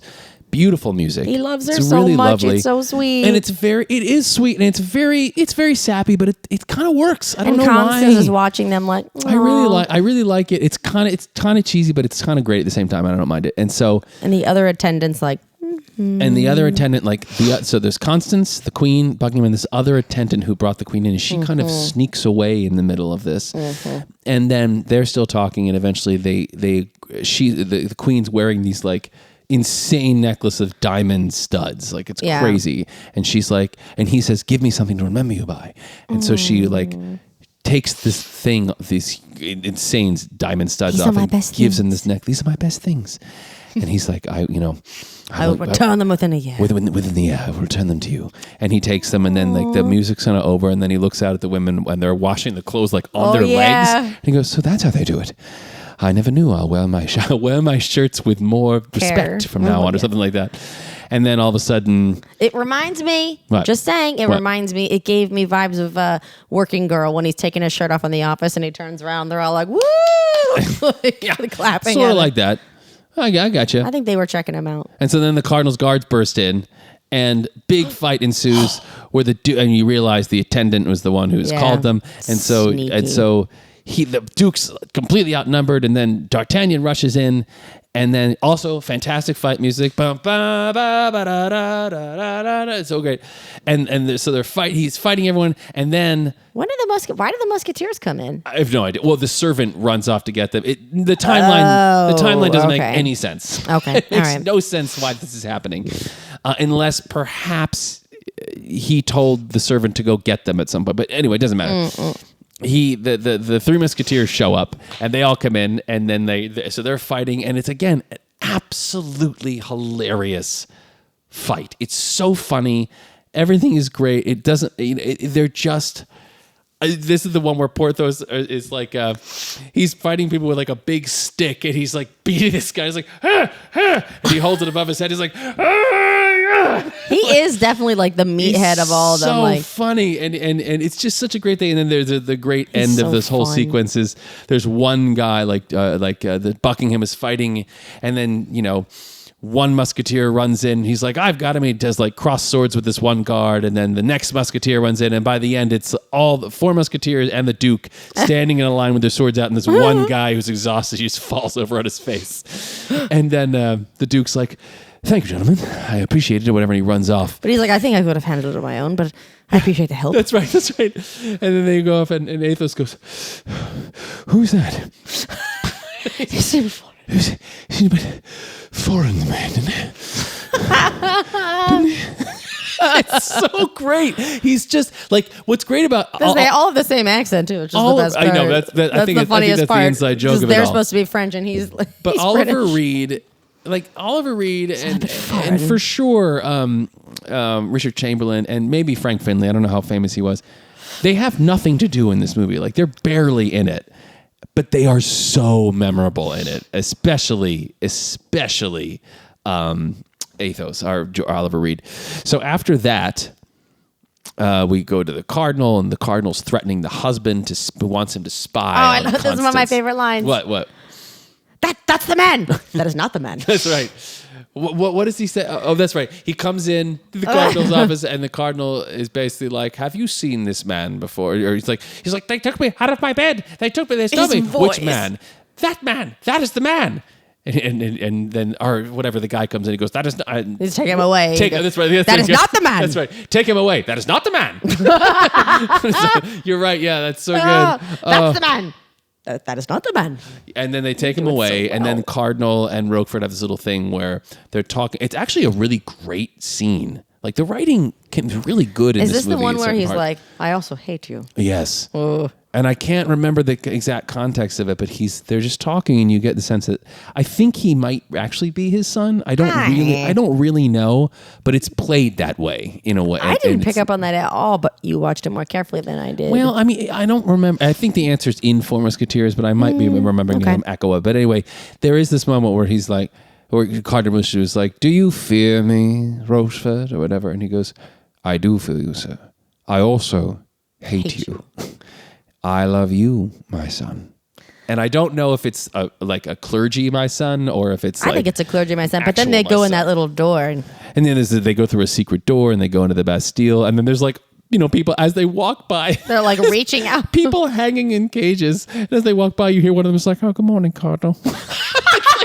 Yes, that's what I mean. What? Like all throughout this movie, good morning, Cardinal. Whoever was doing the looping in this movie, like the ADR and looping, like they just are a loop group. You know what a loop group? So a loop group is actually I have a friend who does this, but like awesome. I've never done it. But she said it's basically like they get a group of actors to come in, and they basically like when there's a party scene, they mic them all up in a studio, and they just have party conversations. This is going to be really low for murmur, love those. Because when you shoot a scene in a party scene, everyone is like, two people like, are talking in the middle of the room. They're having this conversation, and there's like 100 people around a raucous party, but everyone's like, yeah. They're kind of whispering. And you'll get this all the time where like, when you're shooting, you'll hear all the time, like, guys, keep it down when the scene starts, right. Whatever. And so for the film, they'll have a loop group. Can I hold the mic? If you want to. Okay, go ahead. If it's not too loud. I'm not going to. Go ahead. Continue. So loop group is when they come in and they basically have all of that. They make all of that atmospheric conversation. So whoever was in loop group on this one is the one going like, "Good morning, Cardinal." Which is hilarious. Some prisoners being tortured. It's like, "Oh, hello, guys, nice day." That's so awesome. Again, very Monty Python. So they've taken the old guy away.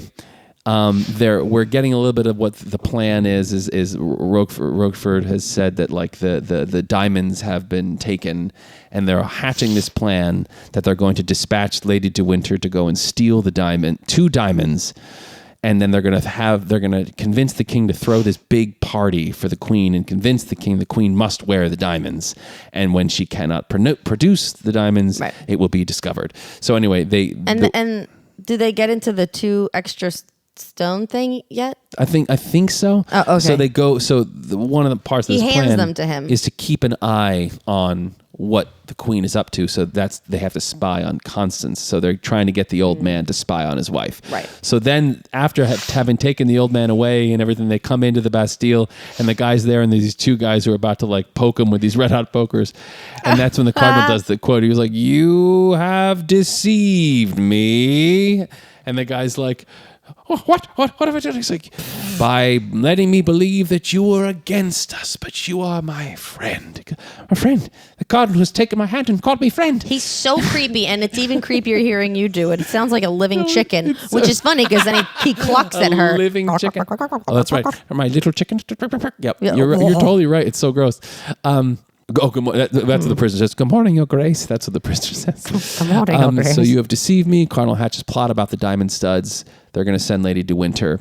So then cut to England at like some ball, and Lady de Winter's there, and she's like she's blindfolded playing some court game, and like then she like looks under the blindfold and sees the Duke wearing the diamonds, and then like, you know, it's whatever the game is, she goes to him and then removes the blindfold like, "Oh, I didn't realize it was you." And at first I was like, oh, is he going to step out on the queen? But he's very much like, hello. Oh no, he for sure does. He does? You didn't watch this He movie. cheats on the queen? Well, they're not together. She's married I missed to that the king. part. He cheats on her? Oh my gosh. So I thought he loved her. So Lady de Winter like kind of like, "Oh, hello," and he's like, "Oh, hello," and then it cuts away. That tracks because then they're like, something like, she'll get the diamonds. Do whatever you need to do to get them. Oh, gross. Oh my gosh, we'll get there. So so then it cuts and there's these randomly two guys on some kind of giant balance beam, and there's fire under each one of them, and they're trying to climb up this thing. It's some kind of weird game. Like the obstacle course thing. It's like a crazy thing, but like they could die, and it's just a totally random. Had nothing to do with anything. They're just the Musketeers are walking by that. That's like the first. Oh, I know it is. I'm sorry. I know it. It's not. That's not that. They walk by, and Porthos is like, "I know. That's the man. He's gonna win." And he bets all their money on this guy winning. He's like, "He's the one," and then they immediately loses. They have no money. Is that running the gauntlet? Is that what that is? I don't know. I don't know if that's the thing. I'm gonna look it up. So he loses all their money, and they're starving. So then they go into this restaurant, and they break out a fake fight where they're fighting each other, but really what they're doing is like, you know, one of them will like slash at the other one, but actually gets a chicken or two and throws it to other people. And I was wrong. It's not that, and it's not good. Running the gauntlet? Yeah, what is let's it? move on. I don't know what that. It's scary. I don't sound good, smart at all. You don't sound good, smart. You're right. So they had this whole fake fight in order to like get a feast, and the whole point of the scene is just to show that like they're tackling each other, but they're like tackling each other, and like one of them will fly over a table, and as they fly over the table, like we'll scoop up all the food and hide it in their cloak. And this whole scene is just about them stealing food. And the end of this whole big production, it's the four of them sitting on a table, just like stuffing their faces, and like that's it. And I love that scene. It's just totally random. Then it cuts to the king at the falcon hunting, which I just see the chills. Where it's like there's like a guy sitting in a marshland and he's fully clothed and he's throwing up like doves or whatever birds the falcon gets on into the pigeons, I guess. What do you mean he's fully clothed? Like decked out?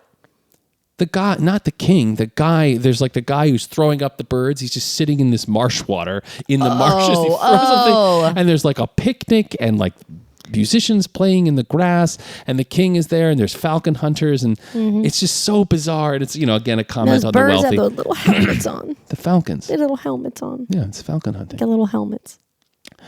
Okay, so so then, you know, the cardinal and the king are having this conversation on horseback, and that's where the king's like, "Oh, this bird has such a grip on my arm that it's making me, it's really causing me a lot of pain." And so the cardinal talks about how beautiful the queen is, and they should have a ball and everything. And I can't remember if this is where he gives him the is this where he get no. So he says, "You should throw a ball for the queen in 2 weeks' time, and like she should wear the diamond studs, you know." And he's like, "Oh yes, she should." And she's like, "Whatever pleases you delights me." Is it? I don't think it's there. Is it there? Yeah, she's on the horse watching the falcon. Oh, that's right. You're right. He's like, the cardinal has asked me to throw a ball for you in 2 weeks. Would that please you? Oh, yes, whatever pleases my Lord pleases me. Oh, good. And you will wear the diamond studs. And she's like diamond studs. Yes. Well, Geraldine Chaplin's so good at that. Like, yes. The ones I gave you. The diamond studs. You'll wear them. I demand it. Or whatever. Like, and she's like, yes, Your Majesty, I will, whatever. And then the clock's like, and you can see like the cardinal, like they know the game that they're playing. The king's completely aloof. So then we see Constance asking the husband to deliver a letter to Buckingham. Oh, saying, since you're not going to bed with me. Yeah. And all he wants is to get laid. He's like, come on, my pretty one, my little chicken. Oh, that's what it reminds me. Yeah. And then he says something, and then he clearly finds out that she's mad, and she's not going to sleep with him. He's like, well, fine. He's like, you want me to take this letter to the Duke? He's like, I do not want to go back to the Bastille. You know, they have terrible instruments of torture operated by very unsympathetic men. Which is he is like such a great line.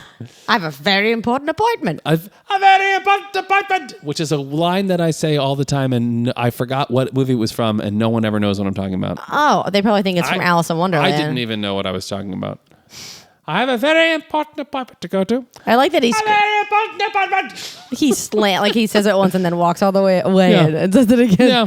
A very important appointment. So meanwhile, he won't take the letter to Buckingham. In fact, he says he's going to go tell the cardinal about this whole thing. And she's like, oh no. And then meanwhile, D'Artagnan has been listening, and he sneaks, and he's going to deliver the letter. And then he, the husband has returned with Roquefort and the guards. And he's going to basically like give them the letter once, you know, and so I love this, that D'Artagnan and Constance hear the guards approaching, and he's like, he tries to like put out the candle, but he takes his sword and like swipes it, trying to put it out, and he completely misses. He just goes and does it with his fingers. They get in the wardrobe, this big old wooden wardrobe, and they're hiding in there, and they come in, and Roquefort's like, you didn't think to ask to take the letter? He's like, oh, well, I know. I just wanted to tell you that they would have it.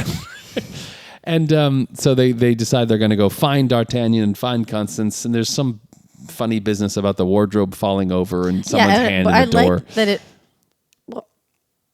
What? Well, like the wardrobe falls over and the old man's like, what? Yeah. And that's what I don't remember. But you remember when he busts out of it? Yeah. What he says? What does he say? What? Well, he says... He's like, that man is blah, blah, blah. That man was it inconvenient or something. Yeah. What does he say? Oh, yeah, he's talking about Roquefort, and he's like, thus far, that man has broken my sword, stolen my horse, done this to me, insulted the one I loved. He is inconvenient. And then it cuts to Athos, like, this inconvenient man of yours. Oh, yes, that's right. It's inconvenient man of yours. So D'Artagnan goes to them saying, we need to go I want to go deliver this letter to the Duke of Buckingham. Meanwhile, Aramis and Porthos are playing some kind of tennis type game. Yes, I love it. And they're terrible. But there's one line, I don't know if I got this right, but I heard it. I had to run it back, and I swear I heard it, and it reminds me of something that we say today. Like I think it's Porthos or whoever's not playing, he goes, you have only one job. Yeah, that's right. That's right. And I was like, that's like today. Like that, yeah. You had one job. Yeah, that's in there somewhere. You had only one job. There's the point where Athos is watching. They've clearly bet money on them winning, and they're doing horribly. And there's that one, as they're having this conversation, Porthos like runs and like, and he misses and like jumps through the barrier between the audience and him, and he's just terrible, and it's a total mess. But Athos is like, well, we must deliver this letter of yours, and they all walk out of this match together, and there's some random guy, like religious guy, with a thing on his head that's smoking. Yeah, and he's got like a diaper. He's got like a diaper on, and it's just like, again, random life that Richard Lester populates. This is so weird. So they walk out, and D'Artagnan and Athos are talking about the plan, and Porthos and Aramis are following behind, and they're like, where are we going? And Aramis is like, oh man, does it matter? And he's like, we're told to go do this. You know, we might as well go and be killed when we're told to. That's what I wrote. It says, what is the line exactly? Let's go and be killed when we're told to. Well, that's just, does it matter? Yeah, well, I wish I remember the exact. Let's go and be. I wrote that. Then let's go and be killed where we're told. Let's go and be killed where we're told to. I love that line. I knew you would write that one down. So then the four of them are off on their riding. They're going in the car, and the Cardinals men are in pursuit. They stop for a lunch somewhere. Porthos immediately gets in a duel with a drunk guy who's like, "Would you toast to the cardinal?" And he's like, "Wait, if you so a toast to the king." He's like, "I would never toast to the king." And then they get in the duel, and for some reason, and the other three are like, "Okay, kill him quickly, and then follow us." And they ride off, and then Porthos fights, and then Porthos fights with this guy, and then the guy ends up stabbing him. He looks down his shirt, and you see blood in his shirt. He goes, "Damn you! Look, ruined!" And he falls, and he just falls on his face. So that they're down one musketeer already, and then there's an ambush at a water wheel, near this kind of weird lake type thing. It's really, and so there's an ambush from the Cardinals' men. Athos is knocked off his horse, and Aramis. He's knocked out too off his horse, but somewhere else. But Athos gets in a fight with a guy on the sandy shore where this water wheel is by this water, and he tells D'Artagnan, he's like, "Ride on, ride on." Okay, now I remember. I was like, so wait, what? D'Artagnan and the servant ride on, and Athos has this fantastic fight. Which again, he's just exhausted, and he's falling in the water, and it's messy and dirty. And again, I think that's probably how fights were. No way were fights like the amazing, dazzling sword duels that you see in these movies all the time. Because not everyone would be perfectly trained. And these guys are supposed to be great swordsmen, and I bet you this is how fights were, Josh, do you think this is how fights were? Yes, I think it's how fights were. I'm just making sure. Fights were this way. Clink, clink, clink. Did we ever, clink, did we ever, I did see something really neat on the Insta. I'm sorry. But this guy hung a lightsaber from the tree and spun it, and it was going like this, and he was fighting with it. We should do that. Hang a sword from a tree and fight with it. It's just... Do you have a lot of free time to hang swords from trees and fight with them? I do now. Is this something you'd be interested in doing? Yeah. I'm going to try it. I have zero interest in this. Well, that's because you can do this all yourself. Well, you're not creative. Is that the right time? That's how long we've been recording. I know. It's crazy. So, 13 hours. So, anyway, so Athos has this great fight. Do you know, I think that's how fights were. You think so? Because I was thinking that they were more like da-da-da. No, it's probably like da-da-da-da-da. So anyway, at the end of this fight, he's got this guy cornered, and he's like, come on, whatever. And then he's fighting him and stuff, and then he's about to, the guy basically drops his swords, and then somehow his cloak, Athos's cloak, gets caught on the water wheel, and he gets pulled up, and he's trying to get it off, and meanwhile, the guy picks up a sword and stabs him in the neck. Ooh. And then, the last scene is just him going around this water wheel with just kind of hanging there. And you're like, oh my gosh. And then it's like you in the Superman cape from the sliding board. Oh, that's right. Yeah. My dad built us a play set when we were kids. But I was going down with a cape once, and you could the kitchen window looks directly out on that. And I went down with a cape, and the cape got stuck, and I was just strangling I was hanging from a cape noose, and my mom was like, ah! And she ran out. Had to throw down the landline. Threw down the phone, ran out, and saved me from dying. And then she's like, whenever she tells that story, she's like, after that, I made Velcro ties for all of his capes. Right. Velcro ties for all the capes after so they would rip off. And I was like, Mom, what's this stupid cape? It's a Velcro. Go! Why do I get Velcro? Go! So D'Artagnan sees this, and he's with the servant, and he goes, perhaps the same fate awaits us a few miles down the road. Come, let's go. And he and the servant ride, and there's this great shot of an open field and with one big tree in the middle, and they ride right under the tree, and 12 guys drop out of the tree trying to hit their Cardinals guards. They're all just 12 guys just jump out of this tree. And they all just fall and miss him, and then they just kind of stand there. It's like Wile E. Coyote. It's very Wile E. Coyote. It's so wonderful. So meanwhile, Buckingham takes Lady de Winter to bed. I don't know how I missed it. She's in his bed getting undressed, taking the corset off and this and off, and then he's so getting undressed. Disappointing. And then there's the one shot where she just kind of, and he kind of lays on top of her, and then it cuts to her hand, and it opens her hand, and you see the two diamonds in her hand, and then she closes her hand up, and you're like, oh, she's stolen the diamonds. I guess I knew it. It makes me sad though. And then it's back to like him D'Artagnan anymore. is trying to get on a ship to get passage to London, and he sees Roquefort there. And the guy is giving Roquefort a problem with his papers to board the ship. So he's like, all right, I'll go get these other papers. And so he goes walking through this woods. It's this bizarre scene. Oh, that is so strange. There was no way to, I guess, to light it. It's lit. It looks like it's very well lit. But the conceit of the scene is that it's pitch black and they're carrying these lanterns. And only when they open the lanterns can they see anything. Although you can see everything. It's very weird. It's a very confusing scene to watch the first time. You're like, wait, what? Why can't they see each other? So there's this sort of like sword fight in the pitch black woods, and they can only see when the lanterns are on. Anyway, he ends up besting Roquefort with the help of his servant, who pulls out a tree from the ground and ramrods him with it. I love it. Is knocks he dead? him over. Is he dead? Yeah. Let him bleed to death. Yeah, they don't kill him. They just leave him to die. He takes the papers, and they're back at the same guy who was giving Roquefort the problem about boarding the ship, and he's wearing the eye patch now. D'Artagnan's wearing the eye patch. And he's like, these papers are only for one person. D'Artagnan goes, I am only one person. This is a servant. That's pretty smooth, actually. Another great comment. That's so then they smooth. sail to England, and the servant is like throwing up or very, very seasick. They arrive at some weird hunting thing where the Duke they're hunting deer and everything. It's a bizarre thing, and he shows up and the guys and the Duke sees him. He's like, the jealous lover or whatever, and he goes, I have this for you, and he gives him the thing, and he reads the letter, which is from the Queen, and he's like, when did you set sail? When did you start traveling? He's like, 5 days ago. 5 days. Come, we must bustle. That's one of my favorite lines. 6 days. Or 6 days. He's like, we must bustle.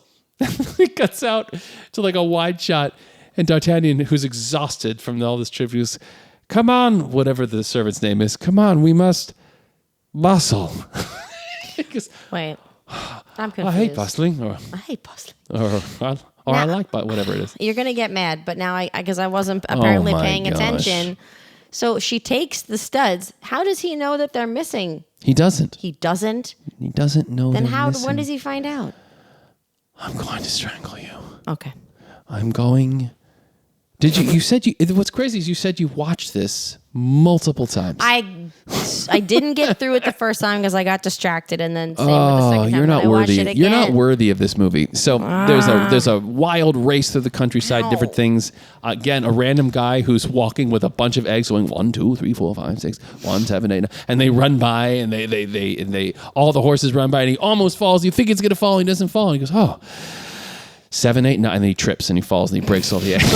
It's so stupid. It's great. So then they arrive at the palace, and there's a secret door, and that's where he keeps a very creepy shrine to the king, which he says, this is my shrine. There's like a painting of the queen and 1 billion candles. It's very weird. It's very creepy and weird. And then there's like the diamond necklace is there. He's like, here's the diamond necklace. Then he pulls it up and goes, wait, 2 are missing. And that's when he sees it. Oh, I remember that. And he's like, quick, let me think. And so he goes to find like one of the jewel makers Yes, or whoever that in I the remember. castle. And he's like, he asks him to appraise these. Like, what are these? Like, it's like this old guy. He's like, these are quite nice. They're these kind of, they're not British. No. And he's like, okay, how long would it take you to make them? About a month. He's like, you have 2 days. You have 2 days. I'll pay you with 5,000. whatever it is for 2 days. Like, done. Shall I tell your wife? You won't be able to. Oh yes, that'd be great. You'll stay at the palace. And, lovely, thank you. So the plan is this jewel maker, is going to make 2 replacements for the 2 diamonds that are missing, because he figures out that Lady de Winter stole them. And so time passes. He makes these diamonds. You can't tell the difference. He goes, you must do everything you can to get these back in time, because the queen cannot find out. The king cannot find out they were missing. And he's like, won't you take as a reward, sir? And then there's this gallant speech that D'Artagnan makes. He's like, I will take no reward. I am a servant of the king, and the blah, blah, blah, all this kind of stuff. And it's this, like, swelling music and all this stuff. And he's like, so good day. And he starts to leave and then stops, and the music stops. And he comes back. He's like, how will I get on a ship? He's like, I forgot this was an island. I forgot this is an island.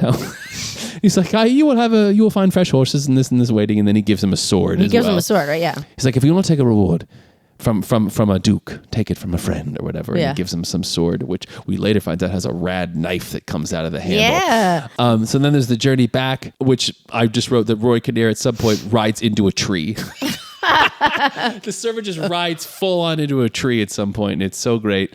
And then they ride up. The horses are like really tired, and we cut to Athos, who's alive, and he sits down on the edge of a well. Oh, yeah, that's when And he's got his arm in a sling, and he just has this big steiner of beer or something, and he's like, he just gulps it back, and he leans back, and then he falls down the well. Into the well. But what's great is he falls, and there's got to be a 3 or 4 second pause as he's fallen onto a bucket, so the rope from the bucket is going like it's and you see it. That's the only sound you hear for 3 or 4 seconds, as if he's finishing the drink, and then he goes, ah! But there's this like bizarre delay, and it's such a funny detail. And he's falling down this thing. Meanwhile, and then the other two, so Porthos and Aramis arrive. They're alive too. I'm like, oh. And they're like, oh my gosh! So they got it, and they're holding him with the rope, and then they attach it to a horse. They're like, go, and the horse is going out, is like going away from the well, outside of wherever courtyard they're in. Meanwhile, D'Artagnan is riding up, and he's like, oh, fresh horse, and he jumps off his horse onto that one, cuts the rope off of it, and what you hear, Athos, who just reached the top, go, ah! He falls back down again. And he's like, and they say, and Porthos and Aramis is like, did you hear that voice? I recognize that voice anywhere. And I can't remember what Athos says, but he says something. He says some crazy, funny line from the well. So you're like, oh, the Musketeers are alive. That's nice. That's the only point of that scene. I like it. At this point, they're at the costume ball, and she arrives. It's a big costume ball, and she's got this fan kind of on her neck, and she lowers the fan, and he's like, you're not wearing the necklace. The diamond studs. Why are you not wearing them? And she's like, oh, I didn't want to. I was afraid to lose them in such a. And he's like, what? I'm very displeased. You must put them on. No. She's like, I can go put them on. He's like, yes, do it. And so basically the party's on hold. They just wait. And that's so funny. They just wait. It's so funny. And while they're waiting there's all these great random conversations. I didn't write them down, but there's like, again, like all this muttering and murmuring and stuff. And that's when the cardinal gives the 2 diamond studs to the king. And he's like, what is the meaning of this? Yeah. He's like, it only means that I wish to give to the queen through you. And if perchance she does have the studs, but is missing 2, ask her what might have happened to them or whatever. And he's like, oh, I will. He's completely clueless. Is he really clueless? Because he knows. Completely clueless. But he wanted to have the guy arrested, so he knows there's something up. He has not put the pieces together at all. So then the Queen and Constance are waiting for the studs. D'Artagnan sneaks up to the palace. He knocks out a trumpeter and gets the fireworks to light. And there are all these fireworks going off to cover his entrance. God. And he tries to climb up to Constance. He finds where she is because she knocks something off a window. He's like, that must be my Constance. And he goes up to the window. That's so sweet. And then the Cardinal's guards arrive, and he starts to have this sword fight with them, and he's trying to throw these diamond studs that are in this package up to her. Meanwhile, they're fighting. The guards have him pinned, and then all of a sudden, this guy in a bear costume comes out through a door. It's Panther-esque. It's very Pink Panther. Yeah, they're you're trying totally to right. get into this very huge Pink mansion Panther. castle thing, and they're in a costume, and it's his servant. It's his servant who's in this bear costume, and he surprises them, and then that's when D'Artagnan climbs up, but he's gotten confused, and that's when he goes into the wrong room, and he sees all the guards, and he pulls the carpet and rips it. I got to say it again. They just go, my carpet. He's stolen our carpet. It's so and he just jumps out the window again. It's so wonderful. And like as if he would pull the carpet and be able to like knock over like 8 men. It's just so funny. I love that. I love that and then part. So meanwhile he had thrown the diamonds into the wrong window, and that was Lady de Winter is in there, and so Constance has gone in, and they're having this ridiculous fight, and Lady de Winter has this bad what's the it's like a headband that she pulls off, and like it's got like these like prongs that shoot out of it, like a knife that she's like fighting Constance with. And Constance is like bumbling. And then eventually D'Artagnan bursts through the window and knocks Lady de Winter off, and they get the diamonds, and everything's fine. Queen goes to the ball wearing the diamonds, and they start dancing, and the king is trying to count. I love this. He's like, 1, 2. They're dancing, but it's all They the keep steps. changing, yeah. They keep changing partners and spinning around. It's like 1, 2, 3, 4, 1, 2, 5, 6, 7, 1. Stand still. 1, 2, 3, 4, 1. And then he calls her off the dance floor, right? Well, finally, he's like, oh, enough. And then this is another line that I've said forever that I had forgotten again what it came from. When he goes, come.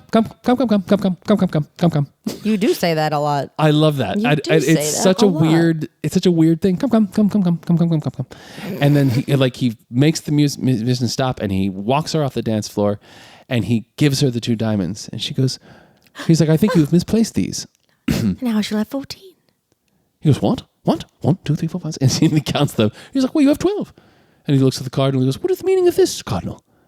And that's when I think that's when he says, he's like, I only wanted to give them as a gift because he's been bested. And she said, I can't remember what she says. She's got some great... Oh, yeah, something like I'm sure the cardinal paid much more for these than you did for the original. That's something right. like that. I'm sure the cardinal paid much more for these 2 than you did the other 12. Yeah. And it's such a great, like, F you line to is. him. Oh, it's so wonderful. And she delivers it so well. she's you don't. perfect. She doesn't even have like a hint of intrigue. She's just so innocent. Like, and I don't even know Geraldine Chaplin from other. What is she famous for? Dr. Zhivago. Oh, right. Of And course. I'm sure a million other things. Right. But Dr. Zhivago, yeah. Of course. So then the cardinal and Lady de Winter talk about revenge, and she says she doesn't like to lose. Oh yeah. And I love that exchange. yeah, it's very dark, and they're setting up the next movie in what they're talking about, and I can't remember the details of what they talk about. Because he's basically like, it's over. We lost. Yeah, he's like, you win. Basically, he's like, you win some, you lose some. She's like, I don't like to lose. And he's like, well, perhaps you could get close to this D'Artagnan or whatever. And they start to hatch the plot of the next one. I have here a note that watching this with my family sucked. Which is, they both were like not... Oh, your family? I thought you meant our... Like, No. With Keelan and Alicia, they like neither of them like particularly, I think, liked it. And it's that thing when you like watch something you really love and people are just sort of like not getting it, and you're like, I do. Oh. And it was kind of like they were kind of like, okay, I was like, because I was like the whole time like, ha ha, look at that, and they're just like, oh yeah, and I'm like, and I was like, I don't know if I mentioned this, but I was like, I think fights used to be this way. Yeah, it's funny. I was thinking the same thing. And I thing. said that before. I bet Dad thinks that as well. So then it cuts to the jousting, and God, I love jousting. Have you ever been to medieval times? Yes, we took Keelan when she was young. What? No. I've been asking everyone I've ever dated. I think I've been twice, and that's enough. Everyone I've ever dated to take me there for my birthday. No one's ever taken me to medieval times for my birthday. I ask so little. Okay. I just want a turkey leg and beer from a wooden cup. I don't understand what's happening. Anyway, so the last scene is there at this fantastic fanfare music that Michael Legrand did. It's super intense, and it really kind of peaks at how dark the next one is. But it's jousting, and there's like Musketeer. They're playing games, and like they're doing all sorts of stuff. Musketeer. There's like a guy going around on a I don't know what do you call it? It's like it's like this spinning dummy, essentially. Yeah. That they're stabbing. They're like blindfolded, like they stab at it and stuff. And then it's just kind of great wrap up of this movie and foreshadowing in the next, where it's like the Queen like is giving, but D'Artagnan's becoming a musketeer. It's like this ceremony. And it wasn't as awkward as Return of the Jedi or whatever the ceremonies were at the end of those movies. This is a lot better. Oh, he gets his little musketeer jumper on. And he gets the musket, and then the Queen gives him something, and then she slips him one of the diamonds, I think. She gives him the 2 extra diamonds. I think it's 1. No. Okay. Oh, well. It's 2. Pardon me. That I noticed. She slips the diamonds, and he kind of looks, and she just kind of like has a little bit of a smile, but it's all... She's so subtle. Yeah.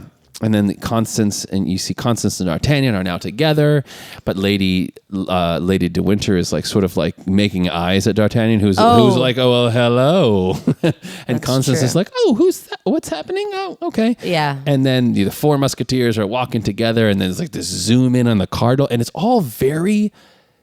It's ominous. Right? Very ominous. It's super ominous, but I don't know why. Because he acts like, you win some, you lose some. But you're like, there's no way that guy is just fine. He's like, well, then when she says, like, I don't like to lose, like, well, then I suggest you something. Yeah. Get yourself acquainted with it. Whatever it is. But he is like. There's something very, very ominous. He's and it's so like, angry. It's just this big fanfare music, and there's silly things happening, but there's something.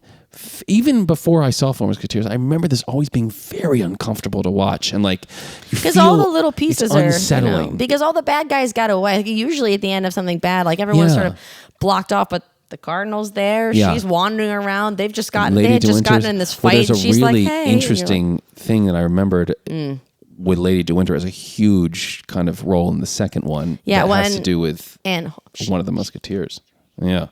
It's dark. The second one is. We're going to do it at some point. Watch it. We will at some point. It's super dark. Man. So anyway, and then like the last thing is that thing of the dummy spinning around hits Constance and she gets knocked out. But that's the end of the movie.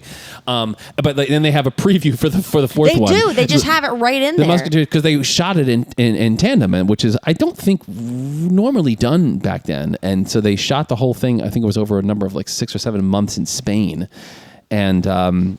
Yeah, like I said, it was supposed to be one movie, and then they cut it into 2. But God, I just love this movie so much. I think the way fights probably were. Oh my God! Dude, I have to stand up for a second. I cannot. Oh my gosh! Well, now's not the time to stand up because we're about to do movie quotes. I'm gonna do a little disclaimer that I'm injured. What is this? I don't know what this is. It feels like a workout video.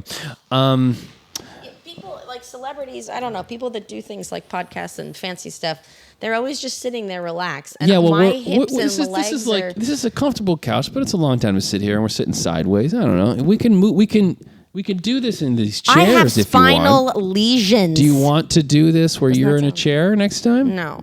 You can. These chairs. All right, let's do the game. So you want something to eat? You want some soup? You want some OJ? I had chocolate donut. I had speaking of which, okay. So our dad offers us food pretty much any time that we find ourselves within the walls of our house. What a bastard. No, I'm saying he doesn't, and it comes from a good place. I've also noticed that I do the same thing, not with as much vigor. No, he doesn't let up. But I do it too because I know what the feeling is. You're trying to. Be happy. He does, but he it's just wants to please you and be happy. But I'll come over and it's like, hey, how you doing? I just made some eggs and bacon. Would you like some? I'm like, oh no, I'm good, Dad. I just had breakfast. Well, bacon. You want like have an egg? Just want an egg. I'm like, no, I just ate some OJ. I'm like, nope, just ate. Have some coffee. All right, well, good. Entenmann's donuts too. Nope.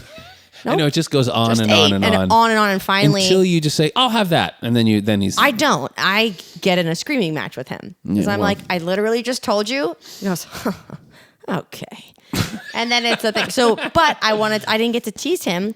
Our mom had a procedure, and I went and brought her some soup. So I picked up lobster bisque for Dad. Oh, that's nice. He didn't eat it. Oh, that's rude. He just left it in the refrigerator, and I think he lied. Protest. Because I think he said he ate some, and I picked it up, and it was heavy. That's a protest against you. Well, it really hurt my feelings. His least favorite daughter. $6.99 for that bisque. Only the best. Fudge and bisque. Tasted good. Esoteric quotes. I slurped a little bit out of it. Esoteric quotes. Okay. You slurp. I'm kind of sad about mine already. I'm going to put your hand to the faucet and slurp. You can't mix those two things up. You just mixed up Barefoot in the Park with the Duke of Buckingham. That was like Athos saying that line. Slurp. Yeah, you were like, put your head down and just slurp. You can't do that. Anyway. Yes. All throughout our lives, Jesse and I, we throw out random quotes from movies that we love. Yeah. And usually they're pertinent in conversation, but we've gamified it. This is a game where each of us give 3 quotes from some movies, I might get a little bold with one that's not in our sort of regular wheelhouse, but I think it's a pretty recognizable one. I have one. I don't even think you've ever seen this movie. So Oh, great. I love when you do that. I'm going to give you one if you're like, and I'll give you two. And if you're like, I have no clue, I'll just tell you what it is. And so I'm gonna start this off with this, which I think is a pretty recognizable one. Yeah, but bacon tastes good. Pork chops taste good. What the heck? No, really. So how about this? Yeah, but bacon tastes good. Pork chops taste good. Interesting. It's definitely not. It's not from our childhood. It came out. It came out when I was in middle school, maybe high school. High school, I think. Yeah, bacon tastes good. Pork chops taste. We never watched this together. I don't think. I have no though. idea. Really? Is there another one you can give me? I just know I don't know that. How about this one? I mean, anyone will know this one. Anyone that knows this movie. Zed's dead, baby. Zed's dead. I know what that is, but I have no idea what that is. No, really? No. Pulp Fiction. Oh yeah, I saw it like once. Really? Yeah, That's a great one. I saw it once. That I'm is sorry. a fantastic movie. I'm sorry. Yeah. You should apologize. All right. Well, then I'm going to give you this one you're a bad because it's person. gonna. I know. I didn't. All right, give it to me. All right. What do you do for fun? Polish your knife collection? I feel like you think you know it, but you're going to be like, "Ow, that's not what I thought it was." Is that the cadence? It is the No. cadence. What do you do for fun? Polish your knife collection? It's pretty much.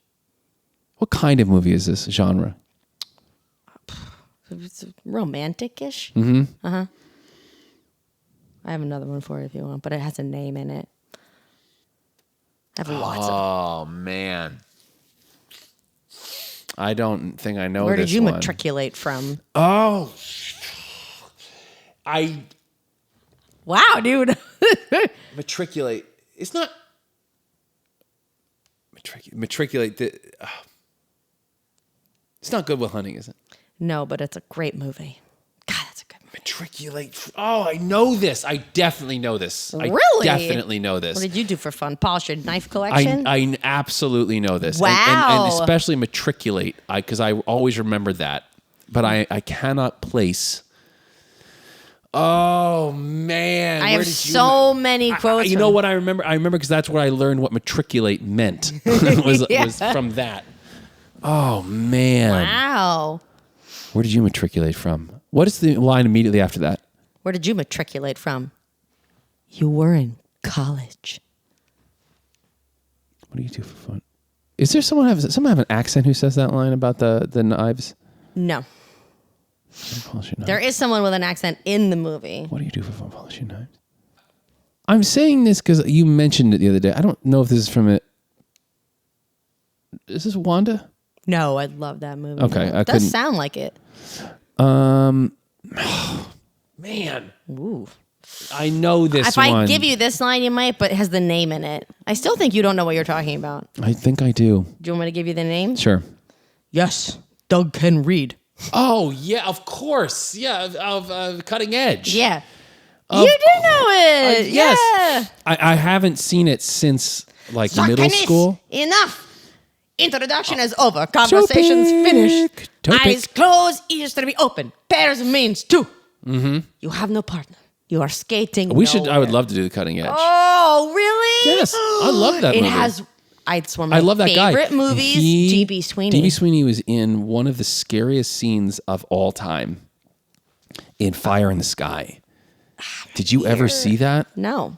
Is that a Stephen King Holy situation? hell, is that scary? Is that a Stephen King? No, I it's don't know based if on a I- true story, quote, true story about a guy, I can't remember the guy's name, who claims that he was abducted. Is one of the most famous alien abduction cases. He claims that he was abducted and it was sort of witnessed, I think, by some other people. But there's this sequence in that movie where he's in the ship and it is, I remember it being terrifying. Wow. It's so disgusting and creepy and eerie. Oh, so frightening. And I only knew him from Yikes. the ice skating one. Oh, Weird. wow. Oh, I knew that one. Oh, we should definitely do that. That also, despite how much I love it, houses one of the cringiest moments I've ever seen on screen. Which one's that? We'll talk about it when we do it, I guess. Oh, okay. That's when she's dancing. It's awful. And it's Oh, something she's drunk? and it sticks in my head and I think of it, and I'll be walking down the street and I'll think of it and I'll do this. Ooh. It's just so my ear. That's interesting. There's something in your headphone that's giving me earwigs. All right. Well, we're almost finished here. So, Oh, that was good. I can't believe it. how about this? Okay. How about this one? Walk with me. I'll give me the No. kids. Walk with me. She says the name. She says, blank. Walk with me. She's wearing all black. Oh, I can hear it. Walk with me. Oh, I'm not good at this. That's a tough one. That's a No, super random one. as soon as you said it, walk with me. She's wearing all. It's super random. Not Catwoman, is it? One of my thoughts was one we've done already, but We redo these a lot. shoot, no, I mean the movie, like it was Battle for Endor, and it was the lady with the walk with me. Oh no, it sounds like Return to Oz. That's what it sounds like to me. No, it's not that. Walk with me. Is it creepy? Like No, no. Say it again. It's not creepy. It's she is. Is it like a magical fantasy genre situation? No. What? But it's hard to explain because it's so unique to itself. Oh, I hear it though. I hear it. How about this one? Mm-hmm. Here's a different character. They never proved anything. Oh, she's in the cemetery. Mm-hmm. Yeah, she's in the cemetery. Fester, Fester, walk walk with with me. That's the creepiest scene. I don't think it's that creepy. Tell that to an angry mob.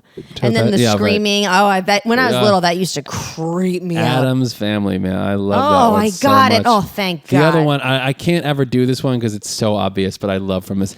Hello, Sally.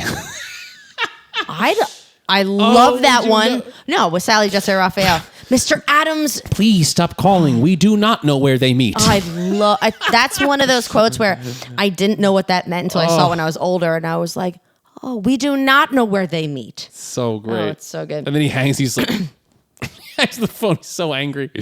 Oh, man. A shiftless layabout. No, it was a hopeless layabout. A shiftless dreamer. Not anymore. All right. There are 4 other chairs. Oh, there are 4. There are 4 other chairs. Oh, there are 4 other chairs. I feel like this is something I've said in my life.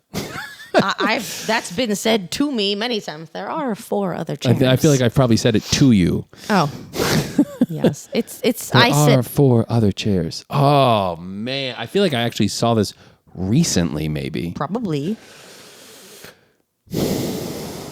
What kind of movie? It's a rom-com. Yeah. There are 4. There other are chairs. 4 other chairs. Oh, oof. Where are they? Where is the scene? In a hotel. In hotel Room. lobby? A hotel room. Yeah. In a hotel room. Oh, it's Pretty Woman. Yeah. It's Pretty Woman, yes. There are 4 other chairs. That's right. That's such a good one. You're a very bad man. Is that a child saying it? Mm-hmm. Shoot. It's not a Christmas movie, is it? Nope. You're a very bad man. Is that Hook? Yep. Oh, snap! Nice, you got it. Whoa! Yeah. Wow. That adorable little girl. She's so cute. I that little didn't think girl. it could have been that because you did one. Eat. I know. Oh my God! I got it. I wrote some of these. I don't actually think about it. I write them down as I think of them, and then I just look through them right now. So you got one more. Shoot. All right.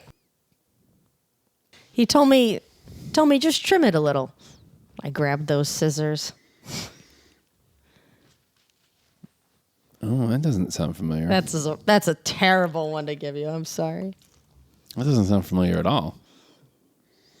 He told me just trim it a little. I grabbed those scissors. It's awful. I can't believe I could do that to you. I don't know why I think this. This might just be really dumb. Is this What About Bob? No, but that is a good one. There's no way you're going to get this. It's super messed up. Why is it messed up? Because it's like the smallest tiny part in a movie that has nothing to do with anything. It's Well, what? this guy's walking into a store and walking out, and he says hi to the guy, and he's just talking to himself, and he's like, "He walked in, said just trim it a little." Oh, it's Beetlejuice. Oh my God! How did Beetlejuice. you get that? It's Beetlejuice. Yeah. How it's did you get It's the that? old guy outside of the How? out of the Whoa! the train. He goes to buy the Yeah. the models. Yeah. How did you get that? Well, when you said that he's muttering to himself like something about Wow. like I guess I did. Yeah. Wow. Yeah. If I wasn't sweating, I'd give you a high five. It's not hot in here. I don't I understand. have sweat on my upper lip. Well, that's nothing new. Did you already do 3? Yeah, so did you. Oh, man. And so I'm glad, even though you weren't like super jazzed about it, that we did 3 Musketeers because, man, it's good. You did a very And I love nice Oliver synopsis. I didn't, though. I just talked a lot. No, you I feel did, like I just but talked see, the because whole I didn't thing. know it as so well as you, so excited I about it. couldn't interrupt you constantly. So you actually got through it. Yeah, I know, but like, Look, I did my nails. Aren't they nice? I don't. Doesn't please it give don't 7? Don't do this at doesn't me. it give That feels 7? very aggressive. It gives. And I don't like it. I don't. What is that? It's some weird dance move. That's a thing. That's from a Thriller. movie. No. That's a good one, though, to watch when they do Thriller without the music behind that it. music scared. That video scared the heck out of me when I was a kid. When he turns into a werewolf or something, freaked me out, man. That just reminded me of when Mom said the thing about Cocoon. Yeah.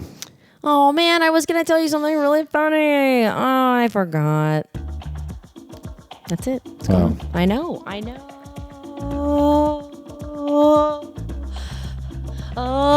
Cool. Well, anyway, I'm glad that we did it. I love it. I want to do 4 Musketeers because I do remember it being like as funny as this one is, and it's just ridiculous and it is slapsticky. But it's like that's what I was saying about the guy was saying with slapstick. It's like it's slapstick. It's funny, but they take it seriously, and like especially if you watch Oliver Reed in those fight scenes, like that guy is like. He looks like he wants to murder somebody. He does. But it's ridiculous what's going on. It's so wonderful. I wonder It's probably how fights were. Oh, my God.